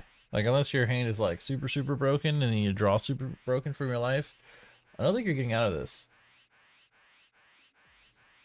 How do you feel about Death Ball? I think it's a very strong card. I think the meta cannot afford to. You can't afford to play off curve in the meta right now. But I think it is. I think Vegeta, Setu Vegeta, was viable, even if it didn't get any other extra cards, just off the back of being able to play Death Ball while playing stuff on curve. I think it's a very good card. It's a 2-for-1 oftentimes in terms of defensive capabilities. It can be used offensively. I like Death Ball a lot. I think it's a really strong card. Yeah. I agree. I like Death Ball a lot. But I'm not. But I can't feel good about saying it's underplayed because right now Yellow can't really afford to play off curve. So not only that, it's just like you. I don't think it takes a slot of Supernova, but like Supernova does so much for you, and it's such a good offensive card. So I don't know. I do agree with that. I would imagine like Setu Vegeta is going to be interesting. Not only, I mean, untapped leaders have always been balanced, right? Yeah. He has 4 gigantics in hand, I think. Okay. Why? I mean, I guess if you have another one or a Broly, like you swing Secret right here and go Broly, I guess it doesn't matter. Nope. I think but they have maybe still an Android. They probably have another Android 17, 18. Well, they have a gigantic meteor now, so. yeah, there it there is. Yeah, and both altards. Two altards, huh? Yeah. Isn't that something? Isn't that something? I'm not jealous or anything. Isn't that something? Really? You like Ahegao Faced 18? Wow. Bro, tell me that's not what that is. I'm looking for science. Tell me when she's ever made that face in the show. Like, bro, 2 super combo stills? Sheesh. Maybe not in the show per se. Yeah, he got the 60. Okay. Yeah, he still had 2 super combos. Nice. All right, well, Gohan takes that one, surprisingly enough. Very interesting. Go back to us. Let me go see if there's another interesting match. It's only 4 tables going at it right now. That was table 1, I do believe. No, it's table 2. Table 2. Yeah, table 2. Let me check it. Table 1. And see. Random question. Have you been watching X-Men 97? I have not. I supposedly heard that they nerfed Rogue's ass, but I have no idea. That was the internet meme for a while. Her actual ass. Got it. Yeah, I don't think they've really given her any justice, I would say. But overall, so like, is this like a is it like a reboot, or it's just like a high def remake? Like, what even is this? It is all completely new animation, which looks absolutely incredible. It's looked good based on the few clips I've seen. It just gets better every episode. It's actually nuts. And it's a continuation of the original animated series, basically. Oh, I thought it was just a redo. Interesting. Yeah, 97 is the year that they stopped right in the show publicizing it. No, in the show. Like it's supposed to be the year. As far as I know. Oh, I see. Yeah. Cool, because I always liked the original. I thought it was a good show. So, no, it's fantastic. I love it a lot. It literally gets better every episode. Nice. But it's yeah. It's still Marvel. I was like, it's nice that DC gets a win, but then I'm like, never mind, that's still Marvel. Yes, Disney, the giant. This is table 1. I hope my game isn't frozen again. How does this even work? How does this happen? Golly. I mean, if I had to take a guess, there you go. You connect to the server, and then something about your connection to the server just kind of goops. This is ridiculous. I expect perfection in this free product. I'm gonna assume that this Goku does not get there. It's a possibility. I mean, let's see. Open energy, 40, 50, 65. Yeah, that's not enough. Unless we have all coolers in hand. Yeah, I was about to say. That's 50, a lot. 60, 70. There it is. Yeah. Combo the rest. BM him. Oh. Never mind. Play 1 drop and close the game with it. Hey, that'd be cool. I always do that. I feel like such a knob, but it's such a fun feeling. Well. Oh. Aw, I mean, sure, I guess. Yeah, that's the most efficient way.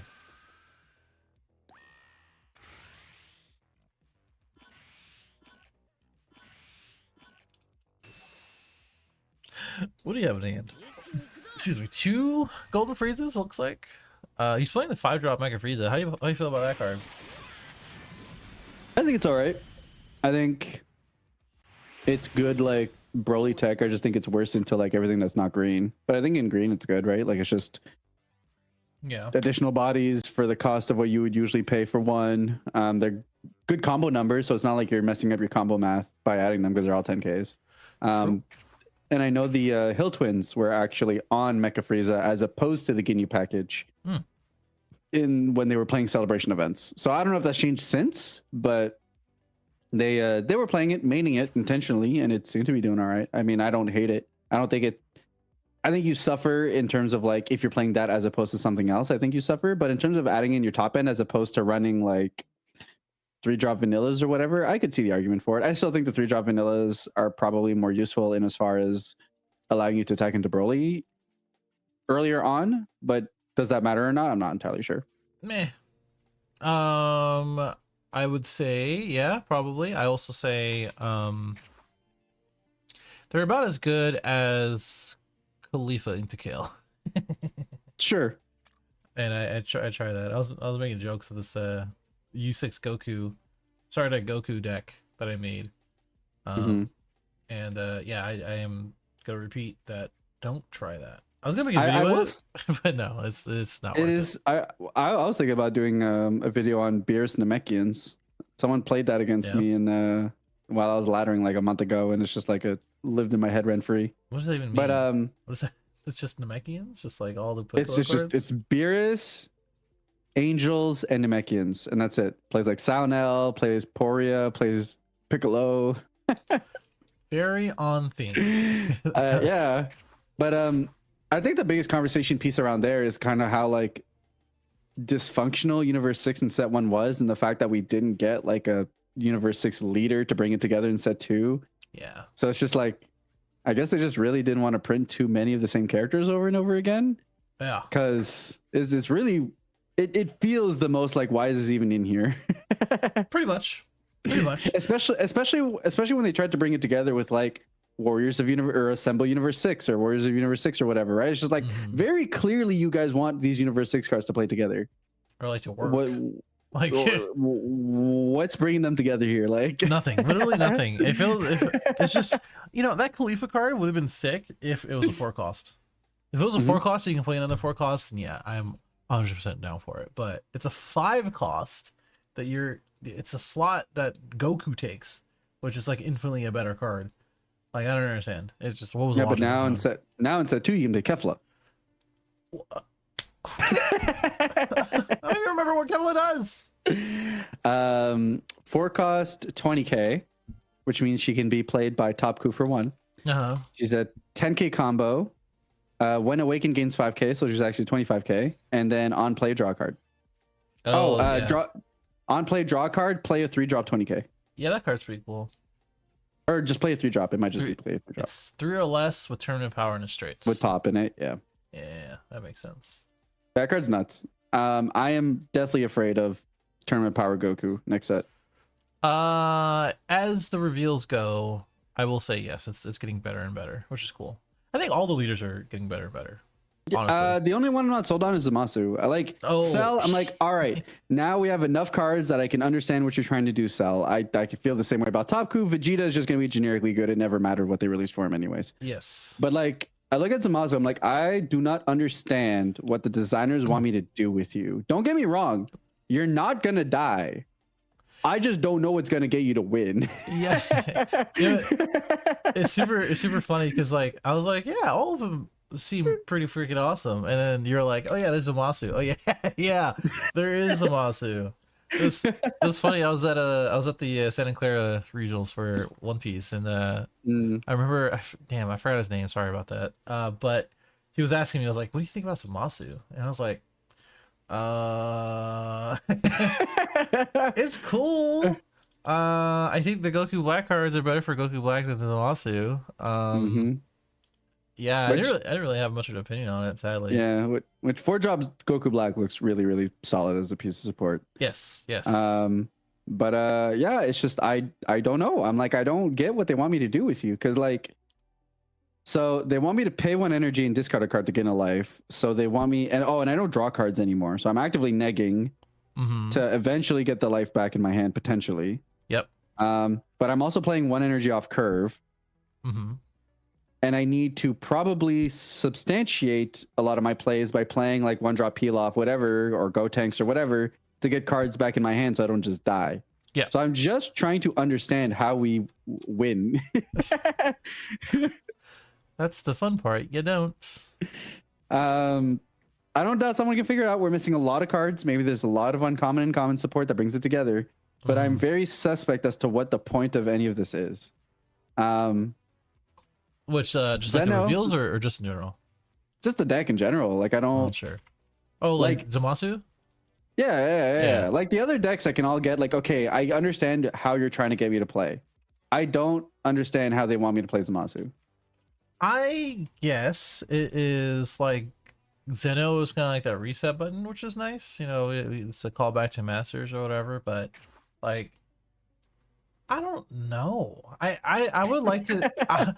I would like to think that we're gonna have like more of a top end for blue, because like that's kind of Presumably, right? that's kind of like what I would expect. Like we're just gonna take all the life, we're gonna use the Zamasu effect, and in the late game we're gonna play all these big bombs and like just use our hand for defense, and then just use the leader effect over and over again, right? But we just don't have that. We don't have big old bombs in blue right now. So I don't know. Maybe that's a secret rare. Oh Yeah. oh wait, hold on. Secret rare? Probably. I mean, presumably. Which, if I had to guess, all the Vegetos they've given us so far are base form Vegetos, so I have to assume blue Vegeta is probably the secret rare. Yeah, I'm sure. I mean, it's also like a callback to Tournament Power and the Trunks future timeline. So it's probably gonna be one of those for sure. Yeah. Also, but I mean, it might be more cost. Like the Vegeta we saw in the SR slot was like cost reduction, kind of like black. So maybe we get a, what's that black? Is it a 10 drop secret rare that's played that like reduces cost by 3 or whatever? wait, in the set two? The ice guy, yeah. Ice guy. I have no idea. I can look after this. He's a black 10 drop and he reduces like everything on the board by 3, like in terms of their cost. Wait, where? Which game? This One game? Piece. Oh, no, One Piece. oh, Isho. That's Isho. You put Is it? Yeah, you put one Don underneath and everything gets reduced. Unless you're talking about Kuzan. Kuzan does the same No, thing. I'm talking about Kuzan. Yeah. Oh, okay. Yeah. Kuzan, because it kind of does the same thing. It's just that you pay 10 for it. But yeah, this is also table 1. Before I forget, between Gohan and Frieza. Only reason why I picked this is because literally every other table is the same. So we have Broly versus Broly, Frieza versus Gohan or Broly, one of those, and then the Frieza mirror on table 5. So like literally, this is literally what it is. I'm just trying to understand how posting a picture of your screen was easier than just. I know. There's literal copy buttons there. Literal copy buttons. He's been in these tournaments. He knows. That's all right though. Let me get these names on. This is Cody on Frieza versus I think this is Mariano. Pretty sure it's not Mariano because hey, I don't like his Discord name. Okay, it's not Mexican. I just don't like it. I mean, if he is Mexican, it's okay, right? All the way around. Wait, yes, other way around. I think. No, I mean, if he's not Mexican and pointing out that he's not Mexican, it feels like he's trying to say something there. If he's just a Mexican trying to say he's not Mexican, I don't know. I don't want to talk about this anymore. I just don't. Fair. I just don't. Yeah, all right. I'm gonna clip me. I have Twitter now.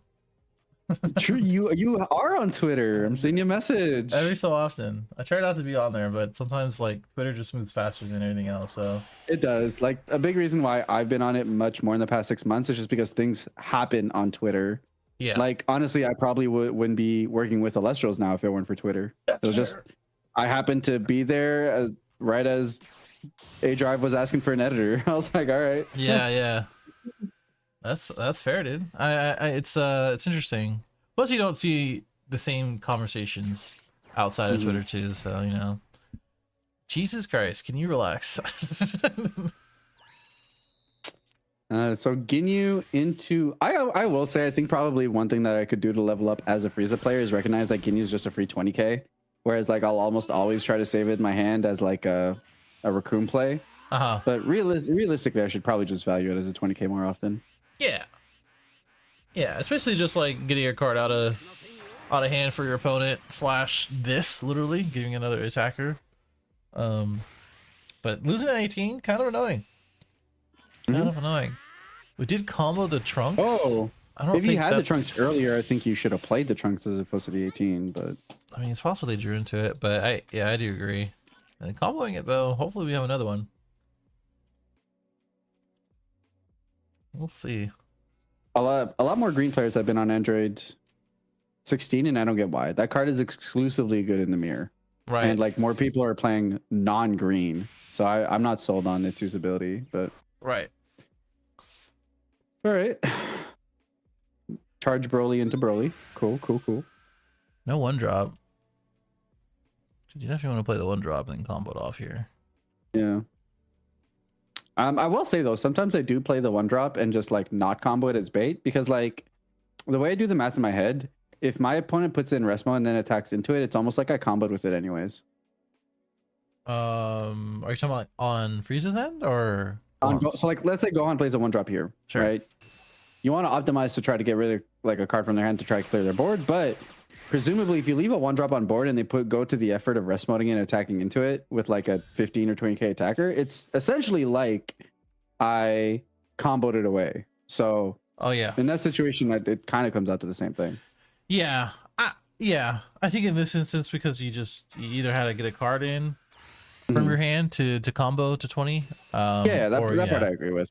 I think I do agree with you when it comes down to, I always talk about like in my videos and just like in general when commentating, I'm like, whenever you play something, it's always going to be a distraction for your opponent and one less life for you to get swung into, which I always like. Of course, like if you're at 1 or 2 or whatever, then like whatever.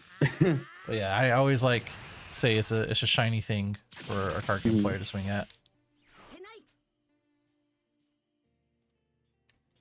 Could use this Ginyu, I'm sure. Go to 9 cards in hand. Such an annoying part of going against Frieza. Yep. And then probably a Raccoon here. Okay, that's another question. Do you ever think we're gonna have hand destruction in Fusion World? Yes, but not in the same way that we had it in Masters. I think it's going to be random. I think a big reason as to why, and actually I was talking to Richard Zapp about this a while ago. A big reason as to why green was always so hard to balance in Masters and why it's just like either always felt busted or not is because regardless of how good hand destruction is, there's always a feel bad component in the fact that like your opponent feels bad if it's not good. Like the player playing it feels bad if it's not good and you effectively feel like you're doing nothing all game. Whereas alternatively, your opponent feels really bad if they have no cards in hand and feel like they can't interact. So to have the entire identity of an entire color being hand destruction makes it very fragile to design around from the perspective of player enjoyment, skill expression, power level, et cetera, et cetera, et cetera. So I think it'll mostly be in like 1 or 2 off cards that do it, more so than like full dedicated, this is a hand destruction archetype or whatever. But I do think we'll get the eventual card that forces a card out of hand. I don't know that we'll ever be able to look at our opponent's hand, maybe, but I feel like it'll be random hand destruction more likely than not. So, well, yes, I do agree. I don't think, what the hell is this board? I looked away for 2 seconds.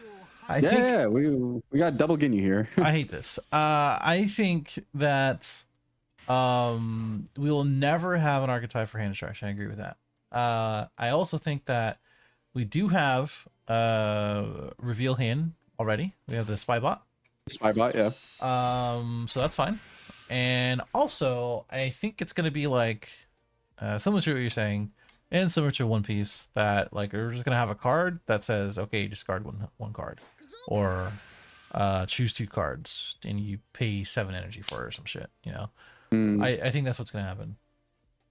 I don't ever think there should be archetypal hand destruction for a lot of reasons. You just reserve that kind of stuff for Masters for sure. Like I'm a big proponent of just separate the 2 games and keep it separated.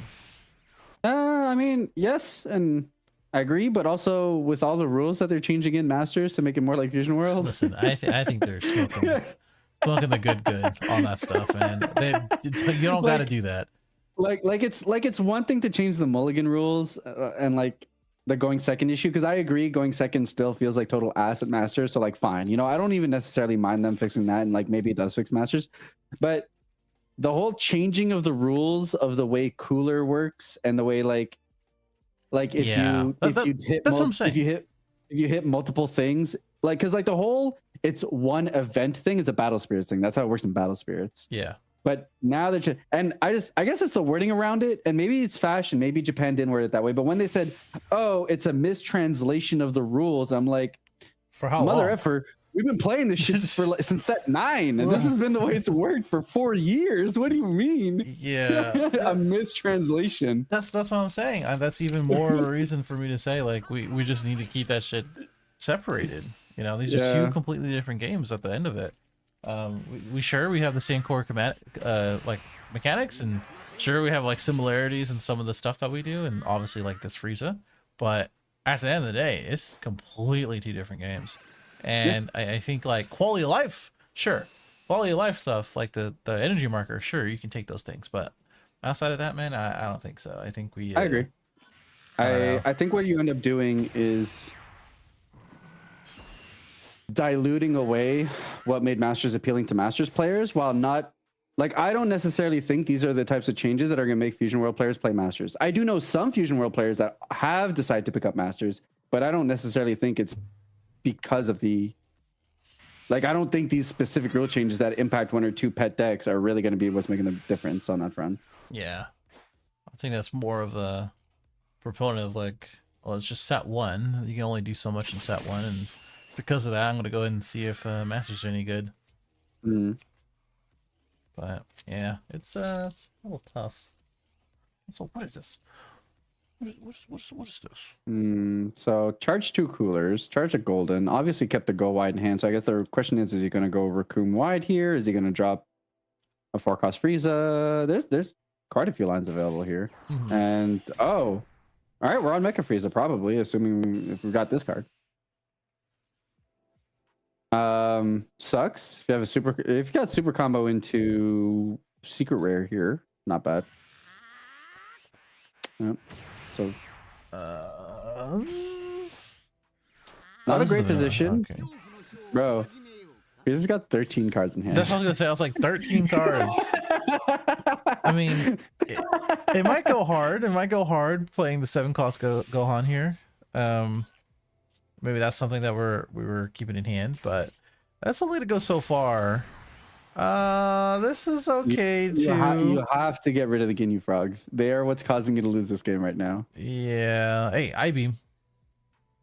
Pop these two. Two costs. Unironically, 1 I-beam sounds like a. What kind of split difference is this? Why would you go? Why would you go 1 frog, 1 what? Split the difference. You can keep 1 frog.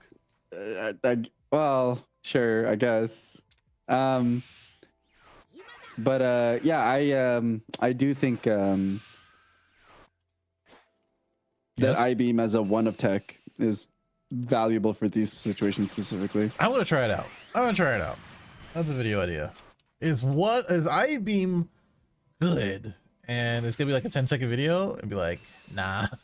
it's all I will right. say one of my favorite TCG videos of all time was that One Piece one that was very cinematic that you did, that you're trying out like a jank version of not Katakuri, but Odin or whatever. Green purple Dofi. Green purple Dofi. I thought that is still by far one of my favorite TCG related videos. Thanks.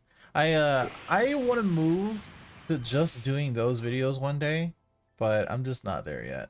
Yeah, they take a lot of effort too. So like, and I'm just like a terrible writer. Just really, I thought that one was really funny in my opinion. Hey, broken clock, you know. But yeah, eventually I want to do that. There's like a lot of like card game documentaries I want to shoot as well. I don't know if you know the history of the Sailor Moon TCG, but it gets a little crazy. I can't say I know the history, no, but I do know that the Sailor Moon master licensing rights were bought last year by we don't know who.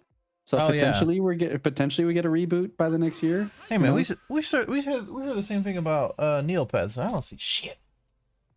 Yeah, but it's from the sounds of it, Neopets is one of those things where like they talked a big game about the reboot, but they're still kind of who knows what's happening. So because their reboot was supposed to their website was supposed to get like a huge reboot too. Yeah, I did see that. There's Golden Frieza. We warmly welcome all Neopeans to the brand new Neopets homepage. I do not like that word. Neopeans. Yeah, something about that I don't like. So who knows? We'll see. Yeah. Guess we'll wait and see. Good old Golden Frieza. I feel like this is getting worse and worse as the game goes. Yeah, no, it's not good.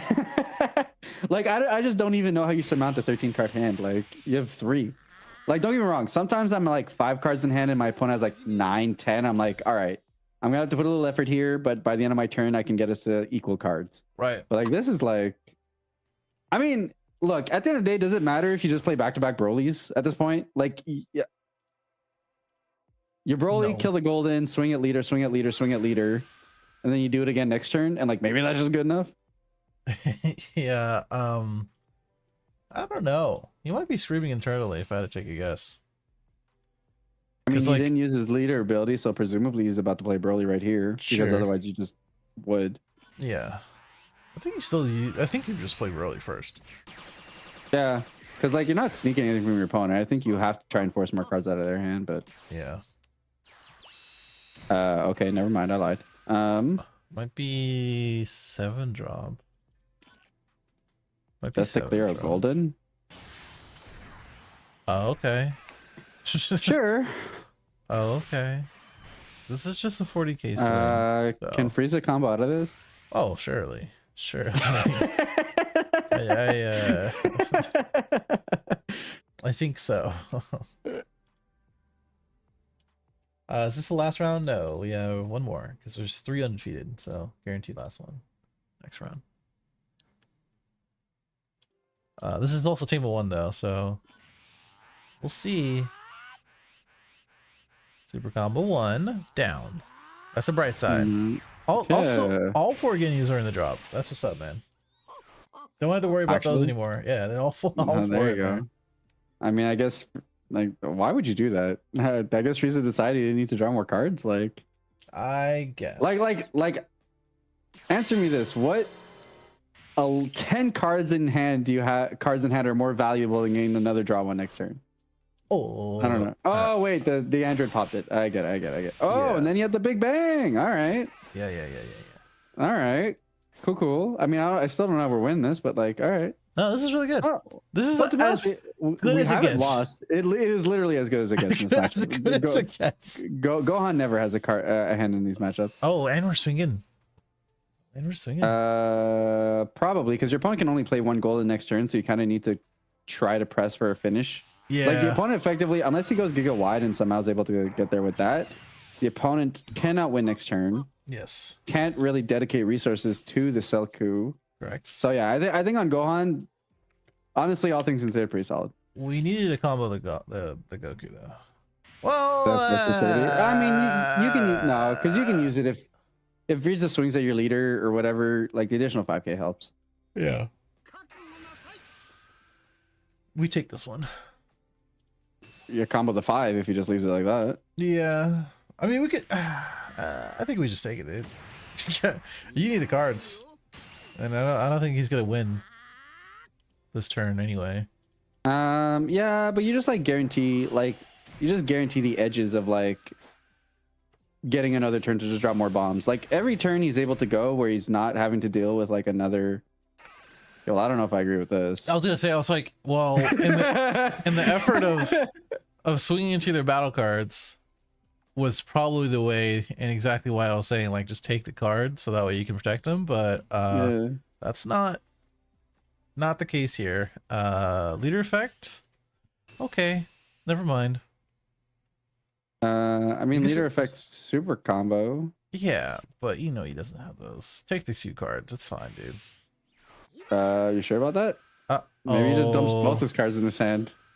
Oh, wait, instant Kamehameha? Probably that could be instant Kamehameha. Could be instant Kamehameha. Actually. Okay, nope, just super combo. I called it. That's fine. Broly? Yes. I'm not gonna lie. Kudos on Gohan for making this a game. Part of me hates that Green is able to do this though. yeah, no, totally. But I mean, like, which one do you hate more? Frieza having a 14 card hand for like 3 turns, or Gohan surviving somehow? True. No, I true, 100%. Yeah, I don't, you know.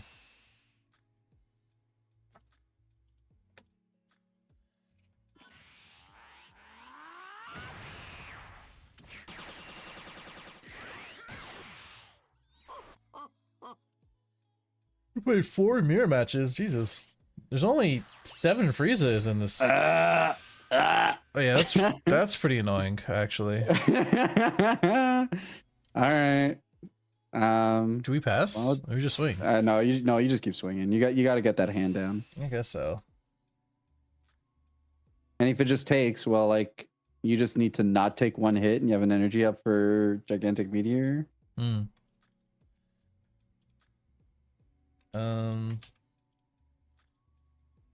It is amusing though how much Frieza is drawn, and he still has more cards in deck than his Gohan player. Yeah. All them destructives and leader effects and 5-drop Goku stuff. Just take that one though. That's interesting. Maybe saving a super combo for this one. Maybe he's baiting. I mean, the Gohan player probably can't afford to all in on this 17-18, but no, it's just not gonna go well. Sometimes I just take life. Maybe he's baiting for it. I don't know. Yeah, no, sometimes I just take life and be like, okay, go ahead and try it. It's just no, I do it all the time. I'm like, you're welcome to attempt it, and if you do, then like I win. But yeah, there has we've seen him charge 2 Brolys. He destroyed them with his leader ability, but he charged a Broly and then the destructive strength ramped it. So there's 2 in drop at the moment. Oh, I think I've lagged out. Did you? I can't look at their drop anymore. Oh, okay, here we go. Can I look at the drop now? Nope. All right. You never know. Do you press the double now anyways? I don't know. Maybe not. Yes. And I just want to see their drop. Not allowed.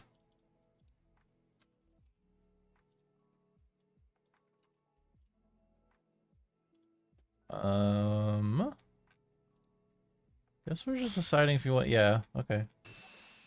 I think it's fine. They don't really lose anything here. Bang. Wow. Unlucky.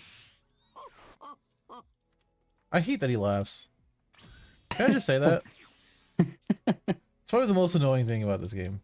It's the fact that Frieza laughs. It's very obnoxious. It's the most obnoxious thing in this game, for sure. It's actually crazy. Well, Frieza, I mean, honestly, 5 life? That's a lot.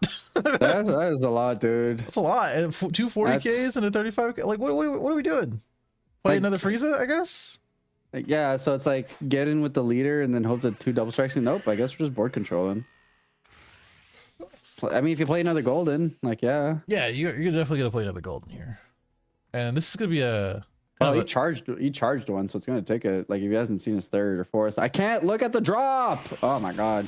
Well, it's not really much to say. He's used 2 super combos as Frieza. There you go. That's all you need to know.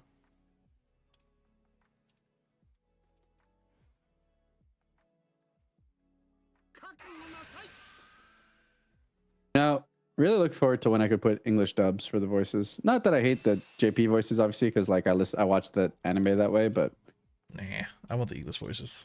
Yeah, I want Sean Chamel and Chris Sabat and all that. Mm-hmm.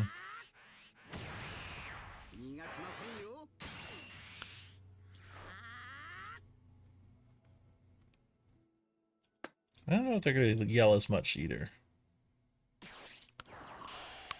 That's my thing. Yeah, I hear that. You can play Ginyu here on tap 2. Get in. That's still not even a good play. Yeah, no, this is bad. We definitely should have just concentrated on this board. We obviously didn't have the Frieza, so well, we could still play Frieza, I guess, after this. Yeah, so it's like you can Frieza here. You can't go for game, but like get him down to 3. But I don't even want to do that. Yeah, I don't know. Yeah. Like, what are we accomplishing by doing this here now? It's like you literally give them more cards to take game next turn. That's the issue. Draws a card here, gets to awaken. Oh, he's already awakened. He just went to 5. Right, duh. He went up to 5. Duh. Yeah. I would have just taken it. Like, what? Yeah.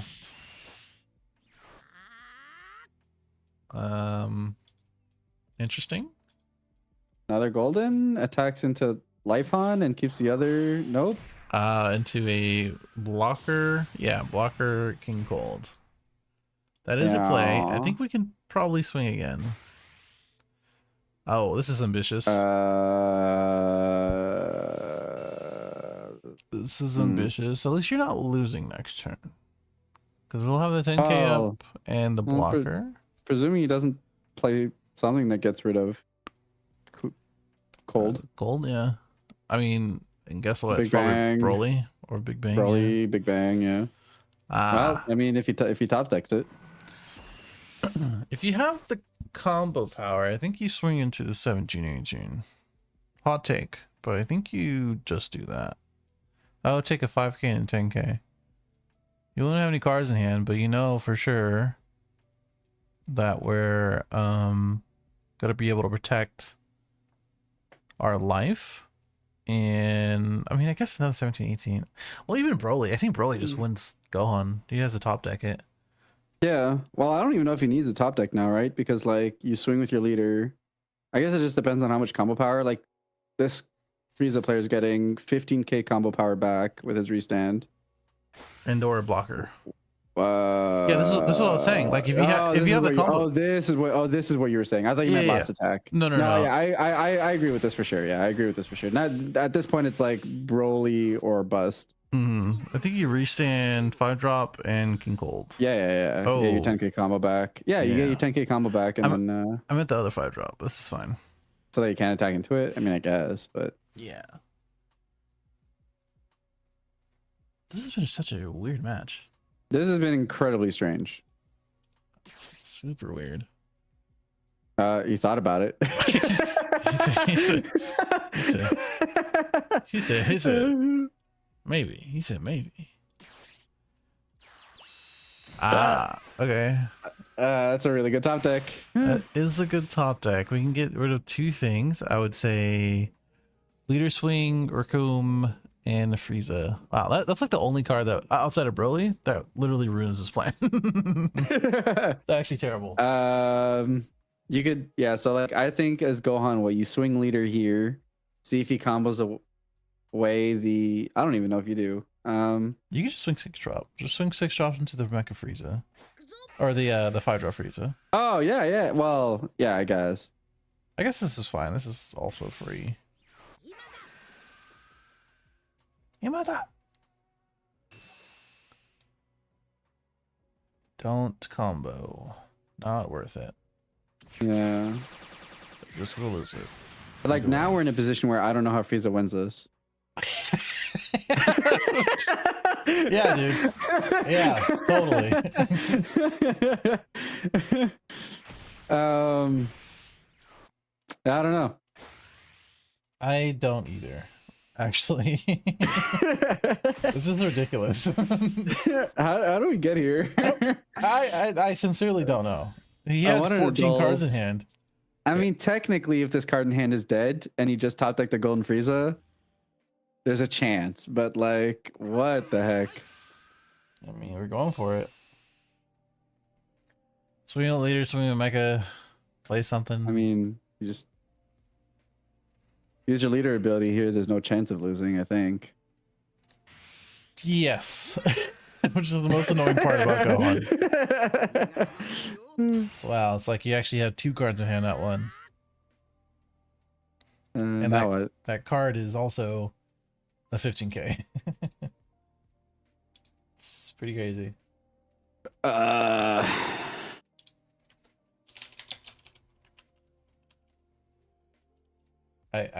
don't know, man. I don't. I mean, shit, maybe, but I thought, ask me 10 minutes ago, I thought Frieza had no shot of losing with 13 cards in hand. So, I clearly don't know what I'm talking about. I mean, I don't think anybody would have guessed. Honestly. Well, while we're doing this and doing the leader breakdown, we had 7 Friezas, 5 Broly, 6 Beerus, 1 17, 4 Gohans, 1 Goku Black, 2 U7 Gokus. I think there's actually 3, and then 3 starter deck Gokus. Very cool. No cooler. Unlucky. Nice. All right. We're getting rid of 30k Gohan. What's the last card in our hand then? I don't know. Golden? Maybe. No shot, right? Because for golden, we can swing into the Gohan and then that's a no. Never mind. Super combo in hand, right? That's the only card that you would just not play here. Yeah. Unless he also got a Death Ray or whatever. Yeah, it could be an Golden extra Death card. Dream. Yeah. It's just like super useless here. It's just Jover now, right? I would imagine. But we've said this before. Why did we charge the Goku here? It'd probably just be better as combo power. Yeah. Why do we attack with the Gohan here? It'd probably be better to attack with our leader. Yeah. I don't really have answers for you. I'm just asking questions. Got it. I mean, I guess unless you drew into another 17, 18, it doesn't matter, but my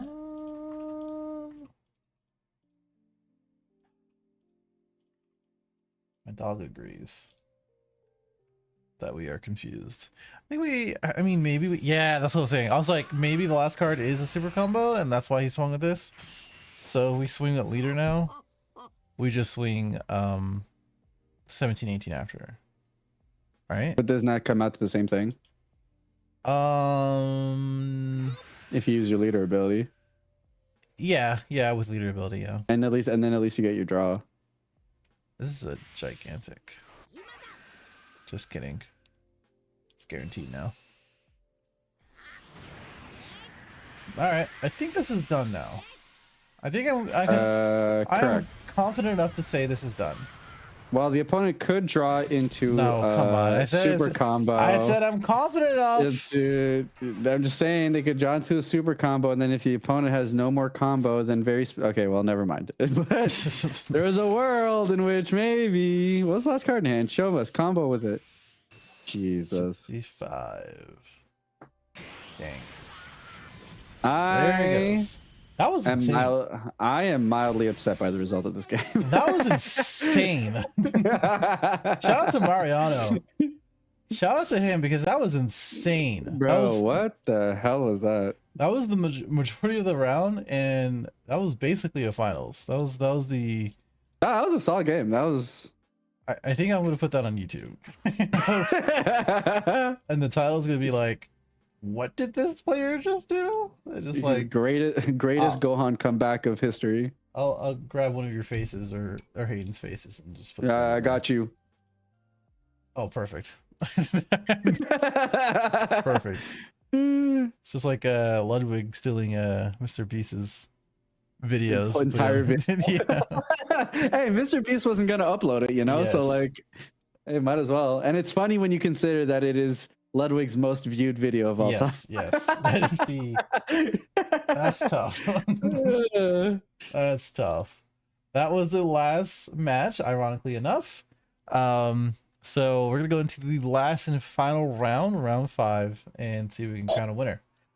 So it's probably gonna be between Gohan and whoever won the last one, which was if I can load it. Here we go. This is what the heck? Oh, Mr. Elam. Not Elon, but Elam. Which is a Beerus. Ah, okay. So it's Beerus versus Gohan to see if we can find one. Find a winner. Okay. Let's go to break. We should be back.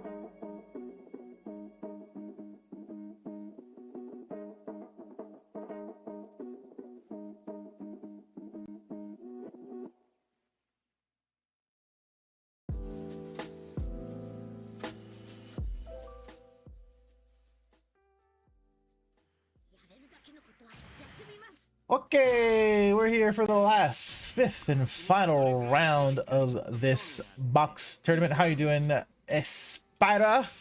Fantastic. I am still in recovery from that last round in which I feel like I've been stun locked by what had gone down, but I am rearing and ready to go to watch this finals. Correct. It was kind of crazy. I'm gonna figure out a title sometime or another. The finals here is going to be Beerus versus our previous player Mariano. That is Elon. I'm sorry, I don't know how to say your name, but it is Beerus, which you know, it's interesting. Both of these guys, not the players. I don't think the players. I have to double check last week, the previous week before, but both of these leaders have won a tournament for both myself and Egg. So no surprise that we're gonna get the run back, and no surprise that both of these players. I think Mariano has played, you know, pretty much all these other weekly events, so maybe he has earned a win here. He is due for one, I should say. What do you think about this matchup in general? I feel usually pretty good as Gohan, but if Beerus gets a really fast start, it can be tough. But for the most part, if you can, Beerus is probably the red leader I feel most comfortable playing into, just off the back of like they play a more 1-for-1 game, which green is more comfortable doing. So I don't necessarily dislike the matchup all that much. Although there is the fact that you can like never expect anything on your board to live.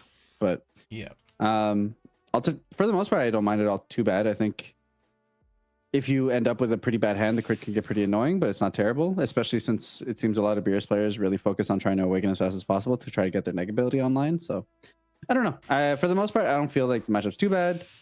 As Beerus, I also feel fine in the matchup. It feels decently balanced, just off the back that like you're not giving the Gohan player additional cards since you're attacking with crit and stuff like that. So I think I'm still trying to. I still try to figure out whether it's smart to defend the crit hits or not defend the crit hits as a green leader. I have a rule. I always defend one, and that's it. It's worked out for me so far. Yeah, I think if you have additional like free 10Ks in your hand, I think it's not terrible to do it then. But yeah. Do you think it is more important to stay unawakened or awakened as Beerus in this matchup? I don't think you need to rush it as long as you always have the option to awaken when you want. Because any deck can put you in a position to starve you out, and then you've effectively lost because you can't keep up with the board, you can't keep up with the hand size, etc., etc., etc. So I don't necessarily mind you staying on your crit side as long as you can meaningfully make progression into your awakened side so that you can awaken when you need to. Yeah. That's the most important factor to me. Right, I get you. Okay. But hit surviving here is probably just, you know, enough to get him there if he wants to.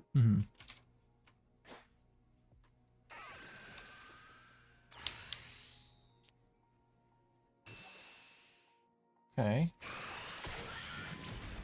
Cute little hit. Down to 5. And another 2-drop. the Krillin, I don't. Yeah, we haven't swung with Beerus yet, so we can probably awaken here if we really wanted to. Get the extra draw. Just take this hit. Yeah, no reason not Because to. if there's a hit you want to protect yourself, it's with the crit hit, especially if like he opts to awaken. Like because here you can awaken and then you just need to pitch a 5k.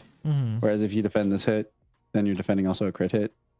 I guess you may as well just get the draw because they're gonna be pitching a card either way, unless they're greedy and they go to 3.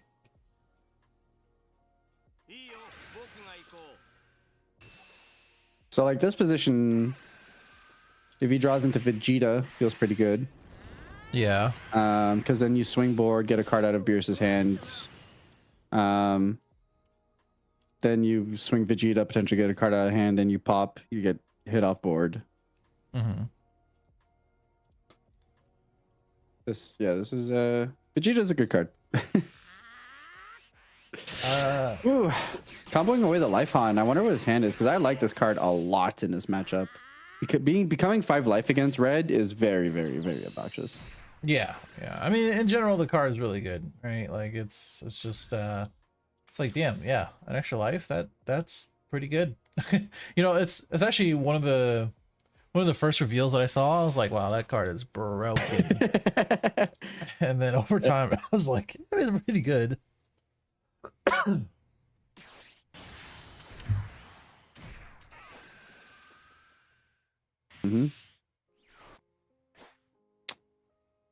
feel like you attack first. Don't give your opponent extra information that he doesn't need, but yeah. Could defend this, but yeah. Then you attack Vegeta into hit, and then if he defends it, you just pop it. The only thing this makes you vulnerable to is the 4-drop.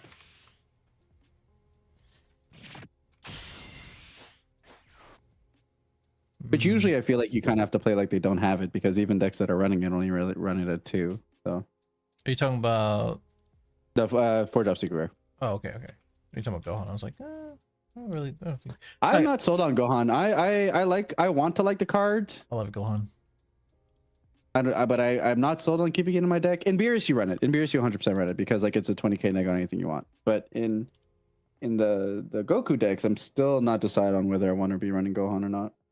You don't have to run into the Goku decks for sure. I like it because in starter Goku you can protect it pretty easily, being a 25k, and in U7 Goku it's just one more step for removal, which you don't really have too much if you're being a little more aggro.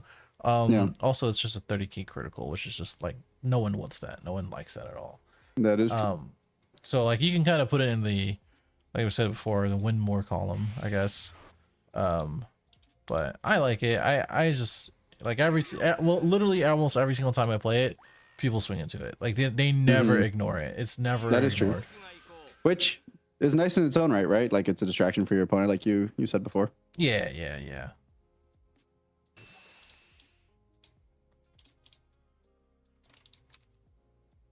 Okay. Well, mostly clear board for both of them. Yeah, I'm pretty sure.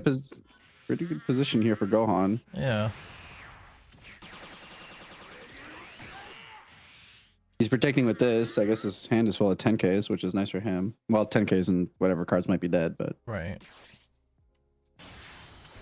Oh, there's the boy. Hey!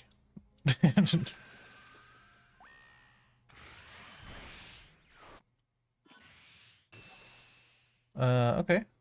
So 35k is kind of a weird number, but I understand that they think they might use leader effect. Well, honestly, you know, when you're at such a low energy, which 5 is low for green, you never do it. Yeah, so that's like a yeah. Here it's one of those situations where you go to 30, but I wouldn't go to 35. Yeah, pretty much. Because both necessitate the use of a super combo. So. But if he only had 10Ks in hand, then like I guess he's forcing the super combo anyways. So. Also true.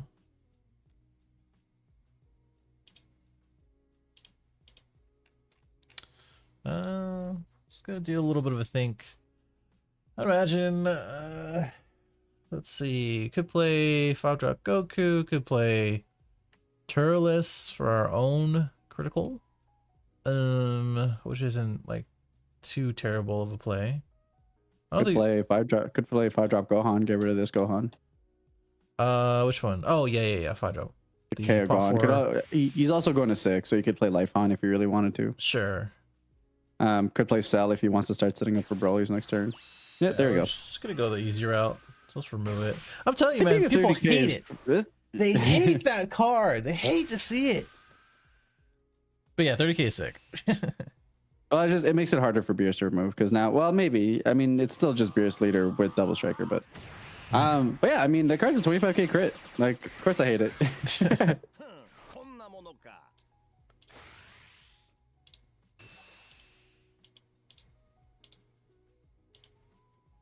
Has 1 energy up for Gigantic Meteor also, which is nice defensively. And then next turn potentially could go into double striker to try to close out the game. I doubt we're trying to get to ourselves to Broly, but yeah, not very useful. I mean, it's useful, just like not right now. I don't think. Well, I mean, you know what? It's fine. It's fine. It closes games. If he can get there passively, great. But like, if he's in a position where he has to blow up his energy to protect himself, that's not like that's fine. You don't mind playing. You don't mind playing on 6 energy in these matchups. Yeah.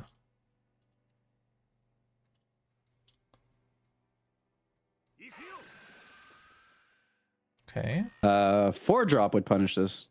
Not incredibly hard, but we'll see.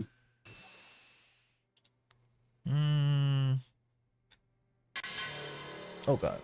I don't know why that scared me.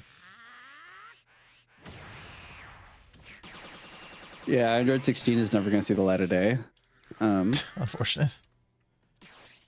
Yeah, so it sucks in those type of matchups or these type of matchups.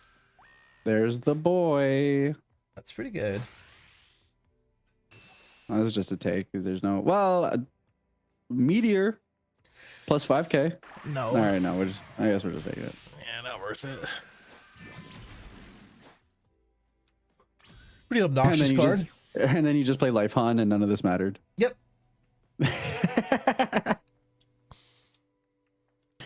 Still pretty obnoxious, I guess. Yeah.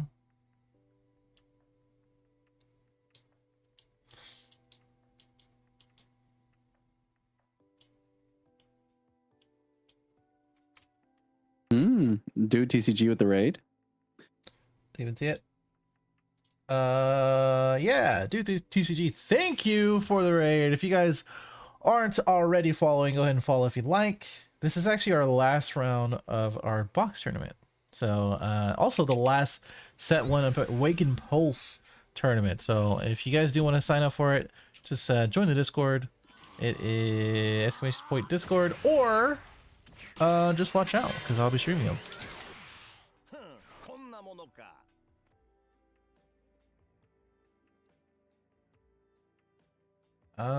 Okay.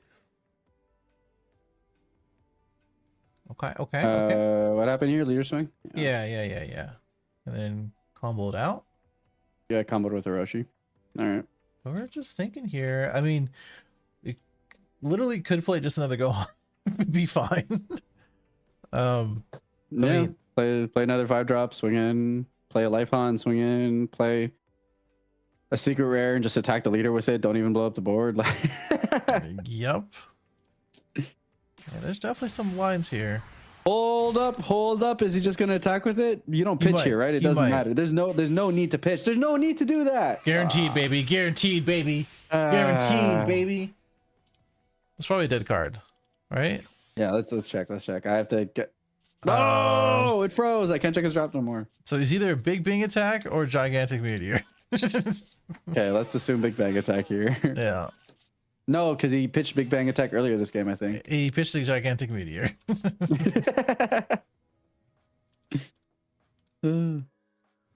Yeah. I don't really agree with it. I mean, you'd rather see him pitch a super combo anyway, right?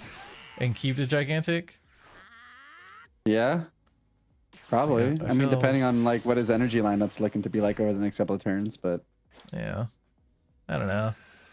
I think you just Yeah, I don't know. I think you just swing the 50K, but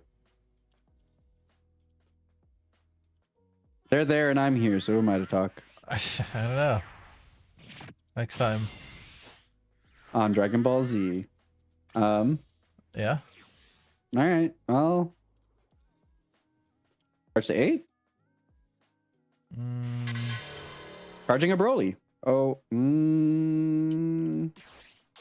Playing a Broly. Playing a Broly. Okay. Why don't you swing into your opponent first? Make him. People give away too much free information. Yeah. Because now I don't have to wonder about why would you not use your leader ability. We're also like everything. I know, right? We're also like all like everything is in front of us, right? Just like you're saying, information. Yeah. Like I now have perfect information as to how this turn plays, or at least how I need to maneuver this turn to survive. Yeah, pretty much. There is no mystery. Now it might not matter because you're still dealing with a 45K and a 50K, but still. Semantics. Like maybe the opponent would have taken the Gohan hit had he not known that Broly was already on board, you know? Yeah, I don't know. When you go against green, you're also like always expecting some of course big thing to come down and kill you. There's always a level of that, but yeah. But I do agree. You gotta get the good ones in first. like, am I dealing with a Broly? Am I dealing with Android 17 or 18? Like that information that I do not know does make me play differently. It also helps the Gohan player because like you get to draw, see what other options might be better, especially if they do take one. But I don't think this is starting to matter with going down to 1 life and 60K in their face. 2 super combos, so they're getting out of it with whatever they pitch away next. So 2 super combos and a Whis. We're at 3 life, 4 cards in hand. Possibly did not combo our super combos, so which is pretty common. Like, you know, if you have a pretty healthy hand as Beerus, like it's better just to go ahead and not use your super combos as combo. We're at a 6, so I guess we've got Assemble Universe 6 or something like that in hand to kind of go along with our double strike swing. Maybe. But Gohan's so stupid, dude. This is literally just leader ability and a 10K. Yeah, it's kind of dumb. It's really dumb. You never take this, Gohan. You never take this. I mean, maybe your hand's goated. Maybe your hand's goated. Maybe it's super combos, but he said maybe though. He said maybe. Okay. Sure. He didn't have to do all that, but it gets there. And we're saving leader effect for whatever is coming, which is probably a 5-drop. Okay. 4-drop? It's probably still a 5-drop. We're just gonna try to swing into the Broly. I mean, sure. And survive a 50K and a 35K? I don't think you do. I mean, I just simply don't think you do. I don't think that math is mathing, unfortunately. Much as I would like to see it math.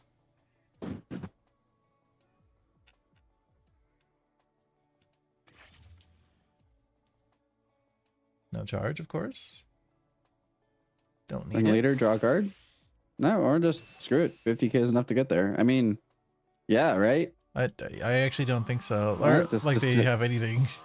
Okay, well, all right. Put on a show. I can appreciate that. All right. Well, that does it.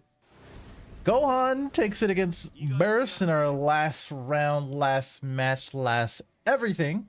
And this was, let me make sure I get his full name correct. Full name? It's not just Mariano Tamayo? Yeah, it is just Mariano Tamayo.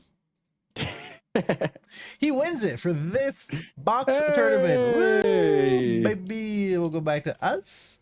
If anything, I will be probably going over top 4, top 8. I don't know. I'll decide when I look at the list tonight. Being on my YouTube channel, and as well as if you guys want to, go ahead and join this for set 2, probably starting next month, early next month. I really want to do like a webcam one and then as well as a digital one, so that way we can celebrate having cards in our hand, basically. This is a good question. Oh God, you broke up there. What'd you say? What? I said, poses the question, when do you think we're getting set? Is it just not good? What, set 2? Hold on. What, yeah, when do you think we're getting set 2 in digital? Oh. Probably the same day that it comes out physical. Yeah. I don't think I'm gonna say 100%. I would say like 85% sure that they will do it. They already announced that they're gonna be resetting it for set 2, like the ranks. So I would imagine that we're also gonna get presumably we'll see. Yeah. I could see them, because I know that like Magic Arena has like jumped back and forth on same time, early, late. I think now they do it after local game stores are able to have their pre-releases, so at least you don't take any energy out away from there. But I don't know, because I know pre-release isn't a thing, right? We're just having regular release events for Fusion World. So yes, pretty much. Yeah, I can only hope that it's only going to be set 2. And I know with the pre-releases and just like events in general, they probably just want to have like a set schedule, but it would be nice to set the precedent that we're going to have the new set on time along with the physical set. I agree. It's a toss-up, because like I'm going to be traveling for both Montreal and for North Carolina, so it's like I'm not going to be home. Yeah. So like if they do delay it, then that at least means I can stream it properly. If not, then I'm going to be travel streaming it, and that's always a pain in the butt. But tell me about it. Tell me about it. That's in a different country. Jeff fun streaming it in Japan. Their internet was actually sick. It was just I heard the internet there's goated. It's just you're busy doing other shit, right? Like that. It was a 20 by 20 room that I was in, so it was just like it was terrible.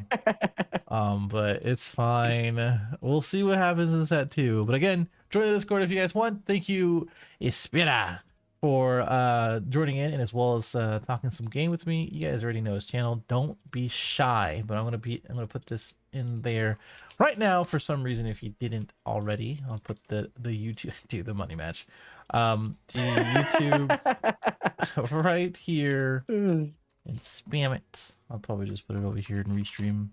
But yeah, that's it. Shout out to Tony. He's in the chat right now, our judge, and the person who's been helping me locally with these tournaments as well.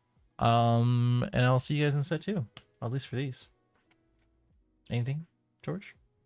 Thanks for having me, and thanks everyone for playing. Hope you're having fun. Hope you're excited. And look, it's just the beginning, right? Lots of strides to be made in Dragon Ball Fusion World, especially with the release of set 2, with the regionals and stuff like that. So lots of places to be excited. So I hope you guys are all gearing up for May. Should be a good time. I agree. I hope. All right, I'll see you guys. Matane.